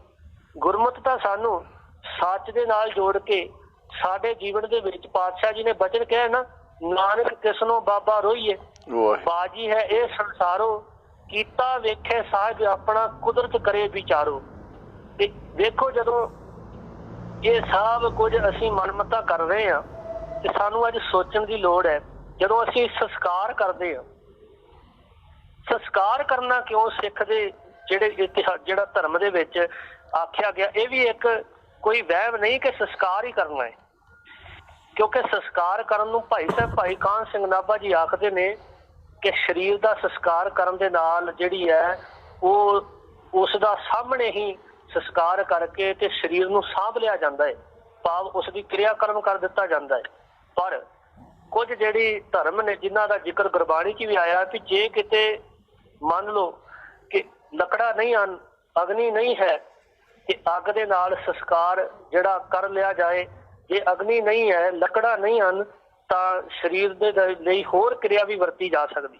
ਗੁਰਬਾਣੀ ਦਾ ਬਚਨ ਹੈ, ਇੱਕ ਦੱਜੇ ਇੱਕ ਦੱਬੀਏ, ਇੱਕ ਨਾ ਕੁੱਤੇ ਖਾਏ, ਇੱਕ ਪਾਣੀ ਵਿੱਚ ਉਸਟੀਏ, ਇੱਕ ਪੀ ਫਿਰ ਹੱਸਣ ਪਾਏ, ਨਾਨਕ ਏਵ ਨ ਜਾਪਈ ਕਿੱਥੇ ਜਾਏ ਸਮਾਏ। ਸੋ ਇਸ ਤੋਂ ਭਾਵ ਕਿ ਬਹੁਤ ਸਾਰੇ ਅਸੀਂ ਕਰਮਕਾਂਡ ਕਰਦੇ ਹਾਂ ਜਿਨ੍ਹਾਂ ਦਾ ਜ਼ਿਕਰ ਧੰਨ ਗੁਰੂ ਗ੍ਰੰਥ ਸਾਹਿਬ ਮਹਾਰਾਜ ਦੀ ਬਾਣੀ ਅੰਦਰ ਵੀ ਆਇਆ ਹੈ। ਵੇਖੋ ਦਿਨ ਰਾਤ ਦਾ ਭਰਮ ਵੀ ਕੀਤਾ ਜਾਂਦਾ ਹੈ। ਜਦੋਂ ਸਤਿਗੁਰੂ ਗੁਰੂ ਨਾਨਕ ਸਾਹਿਬ ਜੀ ਨੇ ਆਪਣੇ ਸਿੱਖਾਂ ਨੂੰ ਇਹ ਰੱਬੀ ਸੰਦੇਸ਼ ਸਮਝਾ ਦਿੱਤਾ ਕਿ ਮਨੁੱਖ ਦੇ ਲੋਕ ਪ੍ਰਲੋਕ ਦੇ ਚੰਗੇ ਜੀਵਨ ਦਾ ਆਧਾਰ ਵਾਹਿਗੁਰੂ ਦੀ ਕਿਰਪਾ ਨਾਲ ਕੇਵਲ ਤੇ ਕੇਵਲ ਉਸ ਮਨੁੱਖ ਵੱਲੋਂ ਜੀਵਨ ਵਿੱਚ ਕੀਤੇ ਗਏ ਚੰਗੇ ਕਰਮ ਹੀ ਨੇ, ਤਾਂ ਫਿਰ ਇਹ ਨੁਕਤਾ ਆਪਣੇ ਜੀਵਨ ਵਿੱਚ ਸਪਸ਼ਟ ਜਿਹੜਾ ਅਪਣਾ ਲੈਣਾ ਚਾਹੀਦਾ ਹੈ। ਤੇ ਮਨੁੱਖ ਦੇ ਜਦੋਂ ਚਲਾਣਾ ਹੁੰਦਾ ਹੈ, ਮਨੁੱਖ ਜਦੋਂ ਚੜ੍ਹਾਈ ਕਰ ਜਾਂਦਾ ਹੈ ਤਾਂ ਉਪਰੰਤ ਜਦੋਂ ਸੰਬੰਧੀਆਂ ਵੱਲੋਂ ਨਿਭਾਏ ਗਏ ਮ੍ਰਿਤਕ ਸੰਸਕਾਰ ਨਾਲ ਪ੍ਰਾਣੀ ਨੂੰ ਕੋਈ ਹਾਨ ਜਾਂ ਲਾਭ ਨਹੀਂ। ਇਸ ਲਈ ਨਾ ਹੀ ਰਾਤ ਦੇ ਹਨੇਰੇ ਵਿੱਚ ਕੀਤੇ ਸੰਸਕਾਰ ਜਿਹੜੇ ਨੇ ਇਹ ਕੋਈ ਪ੍ਰੇਤ ਜੂਨੀ ਸੰਸਕਾਰ ਜਿਹੜਾ ਹੈ, ਕੋਈ ਜਦੋਂ ਅਸੀਂ ਰਾਤ ਦੇ ਹਨੇਰੇ ਵਿੱਚ ਵੀ ਕਰ ਲਈਏ ਤੇ ਇਹਦਾ ਅਰਥ ਇਹ ਨਹੀਂ ਕਿ ਪ੍ਰੇਤ ਜੂਨੀ ਜਦੋਂ ਪੈਦਾ ਹੋ ਜਾਂਦਾ ਹੈ। ਇਹ ਸਾਰੇ ਭਰਮ ਨੇ। ਅਸਲ ਦੇ ਵਿੱਚ ਗੁਰਮਤ ਸਾਨੂੰ ਸਮਝਾਉਂਦੀ ਹੈ ਕਿ ਵੇਲਾ ਵਕਤ ਕੋਈ ਵੀ ਹੋਵੇ ਇਹ ਭਰਮ ਨਹੀਂ ਕਰਨਾ ਚਾਹੀਦਾ। ਤੇ ਜਦੋਂ ਅਸੀਂ ਵੇਖਦੇ ਹਾਂ ਕਿ ਅੱਜ ਜਦੋਂ ਮਰੇ ਹੋਏ ਪ੍ਰਾਣੀਆਂ ਦੇ ਨਿਮਿਤ, ਪਿਤਰਾਂ ਦੇ ਨਿਮਿਤ ਅਸੀਂ ਵੇਖਦੇ ਹਾਂ ਕਿ ਲੋਕ ਸ਼ਰਾਧ ਕਰਦੇ, ਇਹ ਵੀ ਬਹੁਤ ਕਹਿ ਲਈਏ ਨਾ ਵੀ ਬਹੁਤ ਵੱਡਾ ਪਖੰਡ ਕੀਤਾ ਜਾਂਦਾ ਹੈ। ਸਤਿਗੁਰੂ ਮਹਾਰਾਜ ਜੀ ਨੇ ਗੁਰਬਾਣੀ ਦੇ ਅੰਦਰ ਬਹੁਤ ਵਾਰ ਸਾਨੂੰ ਸਮਝਾਇਆ ਆਸਾ ਦੀ ਵਾਰ ਅੰਦਰ ਪਾਤਸ਼ਾਹ ਜੀ ਆਖਦੇ ਨੇ, ਜੇ ਮੁਹਾਕਾ ਘਰ ਮੋਏ ਪਿਤਰੀ ਦੇ, ਵੱਡੀਏ ਹੱਥ ਦਲਾਲ ਕੇ ਮੁਨਸੀ ਇਹ ਕਰੇ। ਉੱਥੇ ਬਚਨ ਲਿਖੇ ਨੇ ਵੀ ਜੇ ਇਹ ਸਾਰੇ ਸ਼ਰਾਧ ਕਰਕੇ ਚੋਰੀ ਦਾ ਸਮਾਨ ਜਿਹੜਾ ਹੈ ਪੰਡਤ ਨੂੰ, ਪੁਜਾਰੀ ਨੂੰ ਦਾਨ ਕੀਤਾ ਜਾਏ, ਤੇ ਜਦੋਂ ਵੱਡੀਏ ਹੱਥ ਦਲਾਲ ਕੇ, ਜਿਹੜਾ ਦਲਾਲ ਹੈ ਉਹ ਜਦੋਂ ਅੱਗੇ ਇਹ ਸਭ ਕੁਝ ਪਹੁੰਚਾਉਣ ਦੀ ਜਿਹੜੀ ਗੱਲ ਕਰਦਾ, ਜੁਰਤ ਰੱਖਦਾ ਹੈ, ਤੇ ਜਦੋਂ ਅੱਗੇ ਪਹੁੰਚਦਾ ਹੈ ਸਮਾਨ, ਤੇ ਜਿਹੜੇ ਅੱਗੇ ਬੈਠੇ ਪਿੱਤਰ ਨੇ ਉਹਨਾਂ ਨੂੰ, ਜੇ ਉਹਨਾਂ ਦਾ ਵੀ ਬਾਪ ਜਿਨ੍ਹਾਂ ਦਾ ਘਰੋਂ ਸਮਾਨ ਚੋਰੀ ਕੀਤਾ ਹੈ, ਉਹਨਾਂ ਦੇ ਵੀ ਜਿਹੜੇ ਪਿੱਤਰ ਉੱਥੇ ਬੈਠੇ ਹੋਣ ਤੇ ਉਹ ਆਪਣਾ ਸਮਾਨ ਪਹਿਚਾਣ ਲੈਣਗੇ। ਇਹ ਸਿਰਫ ਇੱਕ ਗੁਰੂ ਨਾਨਕ ਸਾਹਿਬ ਦਾ ਢੰਗ ਸੀ ਸਮਝਾਉਣ ਦਾ ਵੀ ਅੱਗੇ ਅਸਲ ਦੇ ਵਿੱਚ ਨਾਨਕ ਅੱਗੇ ਸੋ ਮਿਲੇ ਜੇ ਖੱਟੇ ਘਾਲੇ ਦੇ। ਅੱਗੇ ਤਾਂ ਅਸਲ ਦੇ ਵਿੱਚ ਪ੍ਰਮਾਤਮਾ ਦੇ ਨਾਮ ਦੀ ਗੱਲ ਕੀਤੀ ਹੈ ਨਾ, ਪਰ ਇੱਕ ਸ਼ਬਦ ਅਸੀਂ ਪੜ੍ਹਦੇ ਹਾਂ ਭਗਤ ਕਬੀਰ ਸਾਹਿਬ ਜੀ ਦਾ। ਭਗਤ ਕਬੀਰ ਸਾਹਿਬ ਜੀ ਆਖਦੇ ਨੇ, ਜੀਵਤ ਪਿਤਰ ਨਾ ਮਾਨੇ ਕੋਊ ਮੋਏ ਸ਼ਰਾਧ ਕਰਾਹੀ। ਜਿਉਂਦੇ ਜੀ ਮਾਂ ਬਾਪ ਦੀ, ਬਜ਼ੁਰਗਾਂ ਦੀ ਜਿਹੜੀ ਸੇਵਾ ਨਹੀਂ ਕਰਦੇ, ਸੰਸਾਰ ਦੀ ਫਿਤਰਤ ਲੋਕਾਂ ਦੀ, ਤੇ ਮਰੇ ਹੋਏ ਜਿਹੜੇ ਜਦੋਂ ਮਰ ਚੁੱਕੇ ਨੇ ਉਹਨਾਂ ਦੇ ਪ੍ਰਥਾਏ ਫਿਰ ਸੰਸਾਰ ਨੂੰ ਵਿਖਾਉਣ ਵਾਸਤੇ ਸ਼ਰਾਧ ਕੀਤੇ ਜਾਂਦੇ ਨੇ। ਇਹ ਸਾਰੇ ਪਖੰਡ ਜਿਹੜੇ ਨੇ ਗੁਰਮਤ ਰਹਿਤ ਮਰਿਆਦਾ ਦੇ ਮੁਤਾਬਕ ਮਨਮਤ ਨੇ, ਤੇ ਇਹਨਾਂ ਨੂੰ ਛੱਡਣਾ ਹੀ ਗੁਰਸਿੱਖ ਦਾ ਫਰਜ਼ ਹੈ। ਪਰ ਅੱਜ ਅਸੀਂ ਵੇਖਦੇ ਹਾਂ ਉੱਥੇ ਇਹ ਗੱਲ ਤਾਂ ਕਹੀ ਜਾਂਦੀ ਹੈ ਜੀ, ਅਸੀਂ ਸ਼ਰਾਧ ਨਹੀਂ ਕਰਦੇ, ਘਰ ਵਿੱਚ ਨਹੀਂ ਬੁਲਾਉਂਦੇ, ਪਰ ਗ੍ਰੰਥੀ ਸਿੰਘਾਂ ਦੇ ਕੋਲ ਆ ਕੇ ਹਰ ਸਾਲ ਅਰਦਾਸਾਂ ਕਰਾਈਆਂ ਜਾਂਦੀਆਂ ਨੇ। ਯਾਦਾਂ ਵਿੱਚ ਆਪਣੇ ਮਰ ਚੁੱਕੇ ਪਿਤਰਾਂ ਦੀਆਂ ਯਾਦਾਂ ਵਿੱਚ, ਬਜ਼ੁਰਗਾਂ ਦੀਆਂ ਯਾਦਾਂ ਵਿੱਚ ਅਰਦਾਸਾਂ ਕਰਾਈਆਂ ਜਾਂਦੀਆਂ ਨੇ। ਉਹ ਅਰਦਾਸਾਂ ਕਰਾਉਣ ਨੂੰ ਅਸੀਂ ਸ਼ਰਾਧ ਨਹੀਂ ਮੰਨਦੇ। ਸ਼ਰਾਧ ਦਾ ਅਰਥ ਹੁੰਦਾ ਹੈ ਸ਼ਰਧਾ ਨਾਲ ਕੀਤਾ ਹੋਇਆ ਕੋਈ ਦਾਨ। ਤੇ ਜਦੋਂ ਅਸੀਂ ਗ੍ਰੰਥੀ ਸਿੰਘ ਦੇ ਕੋਲੋਂ ਅਰਦਾਸ ਕਰਵਾਉਂਦੇ ਹਾਂ, ਉਹ ਵੀ ਤਾਂ ਸਾਡੀ ਸ਼ਰਧਾ ਦੇ ਵਿੱਚੋਂ ਹੀ ਉਪਜ ਰਹੀ। ਪਰ ਇਹ ਪਖੰਡ ਅਸਲ ਦੇ ਵਿੱਚ ਜਦੋਂ ਕਰਨਾ ਚਾਹੀਦਾ ਸੀ, ਜਦੋਂ ਉਹਨਾਂ ਦੀ ਸੇਵਾ ਕਰਨੀ ਚਾਹੀਦੀ ਸੀ, ਉਦੋਂ ਉਹਨਾਂ ਬਜ਼ੁਰਗਾਂ ਦੀ ਸੇਵਾ ਨਹੀਂ ਕੀਤੀ। ਪਰ ਸਮਾਜ ਦੇ ਅੰਦਰ ਵੇਖੀਏ, ਮਰ ਚੁੱਕੇ ਪ੍ਰਾਣੀਆਂ ਦੇ ਨਿਮਿਤ, ਮਰ ਚੁੱਕੇ ਪਿਤਰਾਂ ਦੇ ਨਿਮਿਤ ਸ਼ਰਾਧ ਦੇ ਕੇ ਇਹ ਸਭ ਤੋਂ ਵੱਡਾ ਪਖੰਡ ਕੀਤਾ ਜਾਂਦਾ ਹੈ। ਤੇ ਗੁਰਮਤ ਨੇ ਐਸੇ ਪਖੰਡ ਤੇ ਵਹਿਮਾਂ ਭਰਮਾਂ ਦੇ ਉੱਤੇ ਕਰਾਰੀ ਚੋਟ ਮਾਰੀ। ਗੁਰਮਤ ਨੇ ਸਮਝਾਇਆ, ਜੀਵਤ ਪਿਤਰ ਨਾ ਮਾਨੇ ਕੋ ਮੋਏ ਸ਼ਰਾਧ ਕਰਾਹੀ। ਤੇ ਜਿਹੜਾ ਸ਼ਰਾਧ ਹੈ, ਜਿਹੜਾ ਕੀਤਾ ਗਿਆ ਵੀ ਜਿਹਦਾ ਰੋਟੀ ਕੱਪੜਾ ਦਾਨ ਜੋ ਕੁਝ ਵੀ ਕੀਤਾ ਗਿਆ, ਉਹ ਸਾਰਾ ਤਾਂ ਅਸਲ ਦੇ ਵਿੱਚ ਇੰਜ ਕਹਿ ਲਈਏ ਕਿ ਸਭ ਪਖੰਡ ਹੈ। ਗੁਰਮਤ ਨੇ ਦੇਖੋ ਇੱਕ ਗੱਲ ਸਮਝਣ ਵਾਲੀ ਹੈ, ਗੁਰਬਾਣੀ ਸਾਡੇ ਜੀਵਨ ਦੇ ਵਿੱਚੋਂ ਇਹ ਕੂੜ ਕਬਾੜ ਜਿਹੜਾ ਹੈ ਇਸ ਨੂੰ ਪਾਸੇ ਕਰਨ ਦਾ ਦਾਵਾ ਕਰਦੀ। ਗੁਰਬਾਣੀ ਸਾਡੇ ਜੀਵਨ ਨੂੰ ਉੱਚਾ ਚੁੱਕਣ ਦੀ ਗੱਲ ਕਰਦੀ। ਭਾਈ ਵੀਰ ਸਿੰਘ ਦਾ ਅਸੀਂ ਪਹਿਲਾਂ ਹੀ ਇਹ ਸ਼ਬਦ ਪੜ੍ਹਿਆ ਸੀ ਨਾ, ਜਿਹੜਾ ਭਾਈ ਵੀਰ ਸਿੰਘ ਨੇ ਇਹ ਬੋਲ ਲਿਖੇ ਸਨ ਕਿ ਸਿੱਖੀ ਹੈ ਬਲਵਾਨ ਸੁਰਤ ਨੂੰ ਕਰਨਾ। ਗੁਰਮਤ ਨਾਲ ਜੁੜ ਕੇ ਆਪਣੀ ਸੁਰਤ ਨੂੰ ਬਲਵਾਨ ਕਰਨਾ ਸਾਡਾ ਫਰਜ਼ ਹੈ।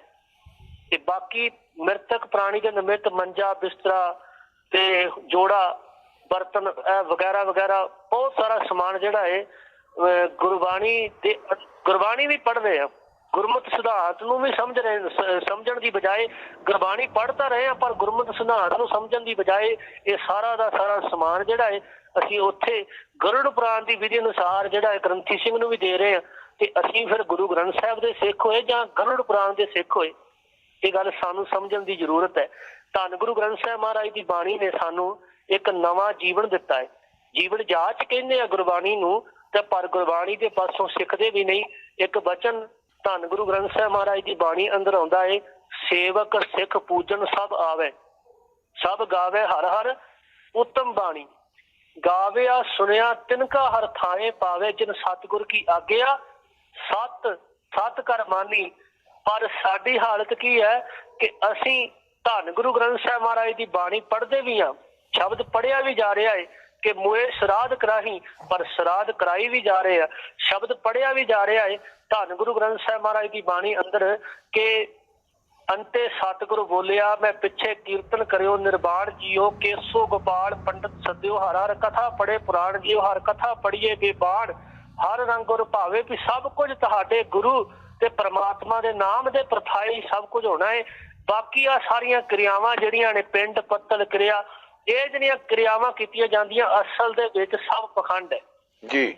ਇਹ ਅਸਲ ਦੇ ਵਿੱਚ ਭਰਮ ਹੈ। ਤੇ ਇੱਕ ਸ਼ਬਦ ਅਸੀਂ ਪੜ੍ਹਦੇ ਆ ਨਾ ਕਿ ਪੰਡਤ ਮੁੱਲਾ ਛਾਡੇ ਦੋ, ਇਹ ਸਾਡੀ ਸੋਚ ਦੇ ਵਿੱਚੋਂ ਤਾਂ ਅਜੇ ਨਿਕਲੇ ਨਹੀਂ ਜੀ। ਉਸੇ ਤਰ੍ਹਾਂ ਹੀ ਅਸੀਂ ਉਹ ਕਰਮ ਕਾਂਡ ਕਰੀ ਜਾ ਰਹੇ, ਭਾਵੇਂ ਉਹ ਜਨਮ ਸੰਸਕਾਰ ਵਿੱਚ ਹੋਣ, ਭਾਵੇਂ ਆਨੰਦ ਸੰਸਕਾਰ ਵਿੱਚ ਹੋਣ, ਤੇ ਭਾਵੇਂ ਉਹ ਮ੍ਰਿਤਕ ਸੰਸਕਾਰ ਵਿੱਚ ਹੋਣ। ਜਿਹੜੇ ਕੰਮ ਕਰਨੇ ਚਾਹੀਦੇ ਸੀ, ਜਿਹੜੇ ਕੰਮਾਂ ਤੇ ਗੁਰੂ ਖੁਸ਼ ਹੁੰਦਾ ਸੀ, ਉਹ ਕੰਮ ਅਸੀਂ ਸਮਝੇ ਹੀ ਨਹੀਂ, ਬਸ ਪੜ ਗੱਡੀ ਲੱਧੀਏ ਵਾਲਾ ਕੰਮ ਕੀਤਾ ਜੀ। ਇੱਕ ਸ਼ਬਦ ਅਸੀਂ ਪੜ੍ਹਦੇ ਹਾਂ ਧੰਨ ਗੁਰੂ ਗ੍ਰੰਥ ਸਾਹਿਬ ਮਹਾਰਾਜ ਦੀ ਬਾਣੀ ਵਿੱਚ, ਪਾਤਸ਼ਾਹ ਜੀ ਆਖਦੇ ਨੇ ਕਿ ਜੇ ਜੀਵਨ ਦੇ ਅੰਦਰ ਸੱਚ ਨੂੰ ਕਮਾਇਆ ਜਾਏ, ਬਾਬਾ ਫਰੀਦ ਜੀ ਆਖਦੇ ਨੇ ਕਿ ਜੇ ਸੱਚ ਨੂੰ ਕਮਾਉਣਾ ਹੈ, ਗੁਰੂ ਦੇ ਉਪਦੇਸ਼ ਗੁਰੂ ਤੋਂ ਬੇਮੁਖ ਨਹੀਂ ਹੋਣਾ, ਤਾਂ ਫਿਰ ਜਿੰਨੀ ਕਮੀ ਨਾਹੇ ਗੁਣ ਤੇ ਕਮੜੇ ਵਿਸਾਰ, ਉਹ ਕੰਮ ਛੱਡ ਦੇਣੇ ਚਾਹੀਦੇ ਨੇ। ਜਿੰਨਾ ਕੰਮਾਂ ਦੇ ਪ੍ਰਥਾਏ ਗੁਰੂ ਬਚਨ ਕਰ ਰਿਹਾ ਹੋਵੇ, ਗੁਰੂ ਉਪਦੇਸ਼ ਕਰ ਰਿਹਾ ਹੋਵੇ ਵੀ ਇਹ ਕੰਮ ਗੁਰੂ ਕਿਆ ਸਿੱਖਾ ਨਾ ਕਰੀ, ਪਰ ਅੱਜ ਮੈਨੂੰ ਮਾਫ ਕਰਿਓ ਕਿ ਗੁਰਮਤ ਦਾ ਗੁਰਬਾਣੀ ਦਾ ਕੀਰਤਨ ਵੀ ਹੋ ਰਿਹਾ ਹੈ, ਗੁਰਬਾਣੀ ਦਾ ਪਾਠ ਵੀ ਹੋ ਰਿਹਾ ਹੈ, ਬਸ ਪੜ ਗੱਡੀ ਲੱਧੀਏ ਇਹ ਕੰਮ ਅਸੀਂ ਕਰ ਰਹੇ ਹਾਂ। ਪਰ ਇਸ ਵਿਚਾਰਧਾਰਾ ਨੂੰ ਜੀਵਨ ਦੇ ਵਿੱਚ ਲਿਆਉਣ ਦੀ ਕੋਸ਼ਿਸ਼ ਜਿਹੜੀ ਉਹ ਸਾਡੀ ਨਹੀਂ ਹੈ।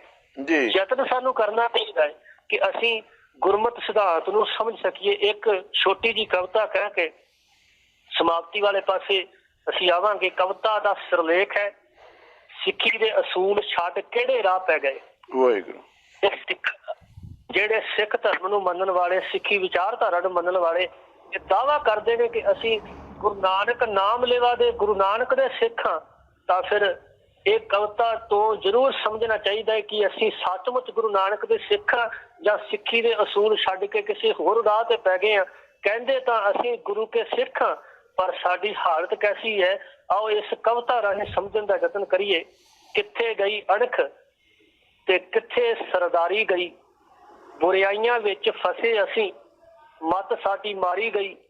ਭੁੱਲ ਗਏ ਆ ਸਾਨੂੰ ਸਾਡੇ ਗੁਰੂ ਜੀ ਕੀ ਕਹਿ ਗਏ, ਸਿੱਖੀ ਦੇ ਅਸੂਲ ਛੱਡ ਕਿਹੜੇ ਰਾਹ ਪੈ ਗਏ। ਵਹਿਮਾਂ ਤੇ ਪਖੰਡਾਂ ਨੇ ਫੜ ਲਿਆ ਜ਼ੋਰ ਹੈ, ਵਹਿਮਾਂ ਤੇ ਪਖੰਡਾਂ ਨੇ ਫੜ ਲਿਆ ਜ਼ੋਰ ਹੈ, ਅੱਜ ਦਾ ਸਿੱਖ ਕਾਹਤੋਂ ਇੰਨਾ ਹੋਇਆ ਕਮਜ਼ੋਰ। ਆਹ ਗੱਲ ਸਮਝਣ ਵਾਲੀ ਹੈ ਕਿ ਸਿੱਖ ਦੀ ਸੁਰਤ ਅੱਜ ਕਮਜ਼ੋਰ ਹੋ ਗਈ, ਵਹਿਮਾਂ ਤੇ ਪਖੰਡਾਂ ਦੇ ਵਿੱਚ ਇਹ ਸੁਰਤ ਫਸ ਕੇ ਰਹਿ ਗਈ। ਬ੍ਰਾਹਮਣੀ ਵਿਚਾਰਧਾਰਾ ਜਿਹੜੀ ਪੀੜ੍ਹੀ ਦਰ ਪੀੜ੍ਹੀ ਆ ਰਹੀ ਹੈ, ਪਰ ਗੁਰਬਾਣੀ ਤੇ ਗੁਰਮਤ ਸਿਧਾਂਤ ਨੂੰ ਸਮਝਣ ਦੀ ਬਜਾਏ ਅਸੀਂ ਆਪਣੀ ਸੁਰਤ ਨੂੰ ਕਮਜ਼ੋਰ ਕਰ ਬੈਠੇ। ਜਿਸ ਗੁਰਮਤ ਨੇ ਦਾ ਗੁਰਬਾਣੀ ਦੇ ਨਾਲ ਜੁੜ ਕੇ ਇਸ ਸੁਰਤ ਨੂੰ ਬਲਵਾਨ ਕਰਨਾ ਸੀ, ਉੱਚਿਆ ਕਰਨਾ ਸੀ, ਉਸ ਸੁਰਤ ਨੂੰ ਗੁਰਬਾਣੀ ਨਾਲ ਜੋੜ ਕੇ ਉੱਚਿਆ ਨਹੀਂ ਕਰ ਸਕੇ, ਸਗੋਂ ਮਨਮਤਾ ਨਾਲ ਜੋੜ ਕੇ ਕਮਜ਼ੋਰ ਕਰ ਲਿਆ। ਵਹਿਮਾਂ ਤੇ ਪਾਖੰਡਾਂ ਨੇ ਫੜ ਲਿਆ ਜ਼ੋਰ, ਅੱਜ ਦਾ ਸਿੱਖ ਕਾਹਤੋਂ ਇੰਨਾ ਹੋਇਆ ਕਮਜ਼ੋਰ। ਪਤਾ ਹੀ ਨਹੀਂ ਸਾਨੂੰ ਆਪਣੇ ਇਤਿਹਾਸ ਦਾ, ਰੁੱਲ ਜਾਾਂਗੇ ਅਸੀਂ ਜਿਹੜਾ ਫੜ ਲਿਆ ਰਾਸਤਾ, ਡੁੱਬ ਜਾਾਂਗੇ ਇਹਨਾਂ ਵਹਿਣਾ ਵਿੱਚ ਵਹਿ ਗਏ, ਸਿੱਖੀ ਦੇ ਅਸੂਲ ਛੱਡ ਕਿਹੜੇ ਰਾਹ ਪੈ ਗਏ।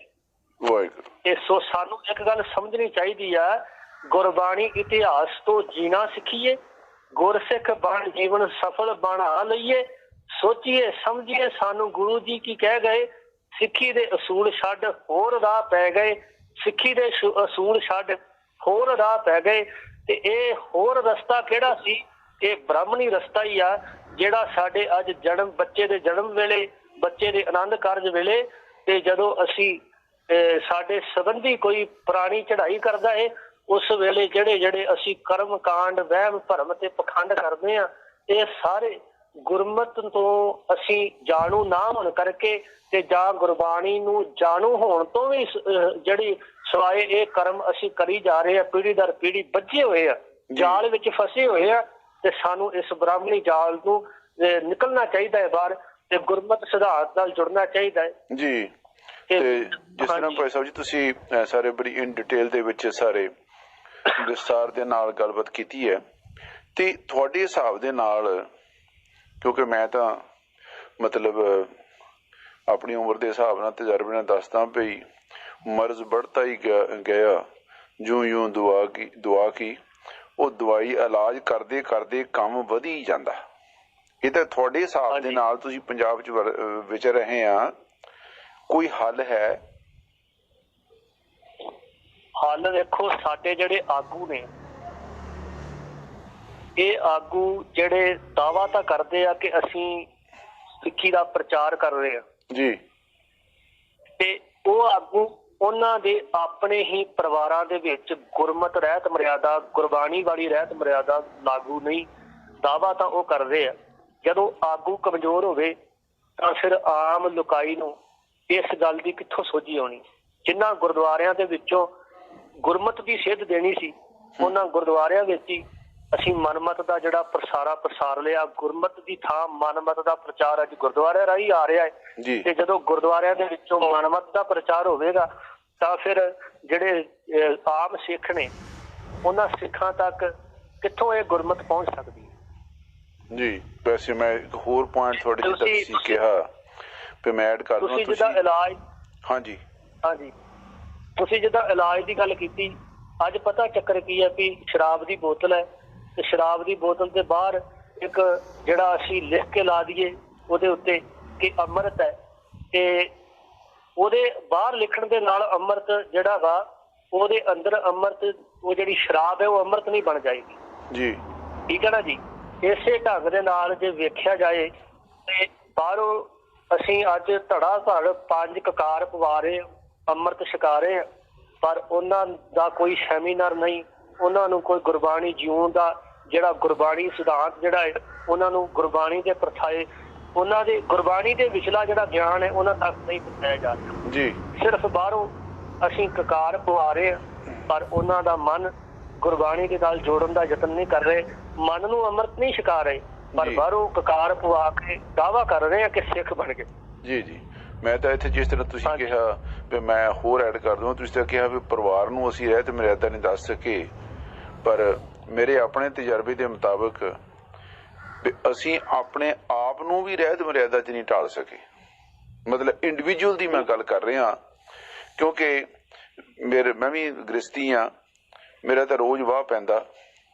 ਕਿਉਂਕਿ ਚੀਜ਼ ਇਹ ਹੈ, ਜਦ ਦੇਖੋ ਹੁਣ ਜਦੋਂ ਅਸੀਂ ਕਹਿੰਦੇ ਆ ਬਈ ਜਿਹੜੇ ਸਿੱਖ ਧਰਮ ਦੇ ਵਿੱਚ ਪਾਂਡੇ ਪੈਦਾ ਹੋ ਗਏ ਆ, ਦੇਖੋ ਨਾ ਕਸੂਰ ਤਾਂ ਮੈਨੂੰ ਅਜੇ ਤੱਕ ਚੇਤਾ, ਸਾਡੇ ਬਜ਼ੁਰਗ ਇੱਕੋ ਗੱਲ ਕਹਿੰਦੇ ਸੀ, ਕਹਿੰਦੇ ਗ੍ਰੰਥੀ ਸ਼੍ਰੇਣੀ ਜਿਹੜੀ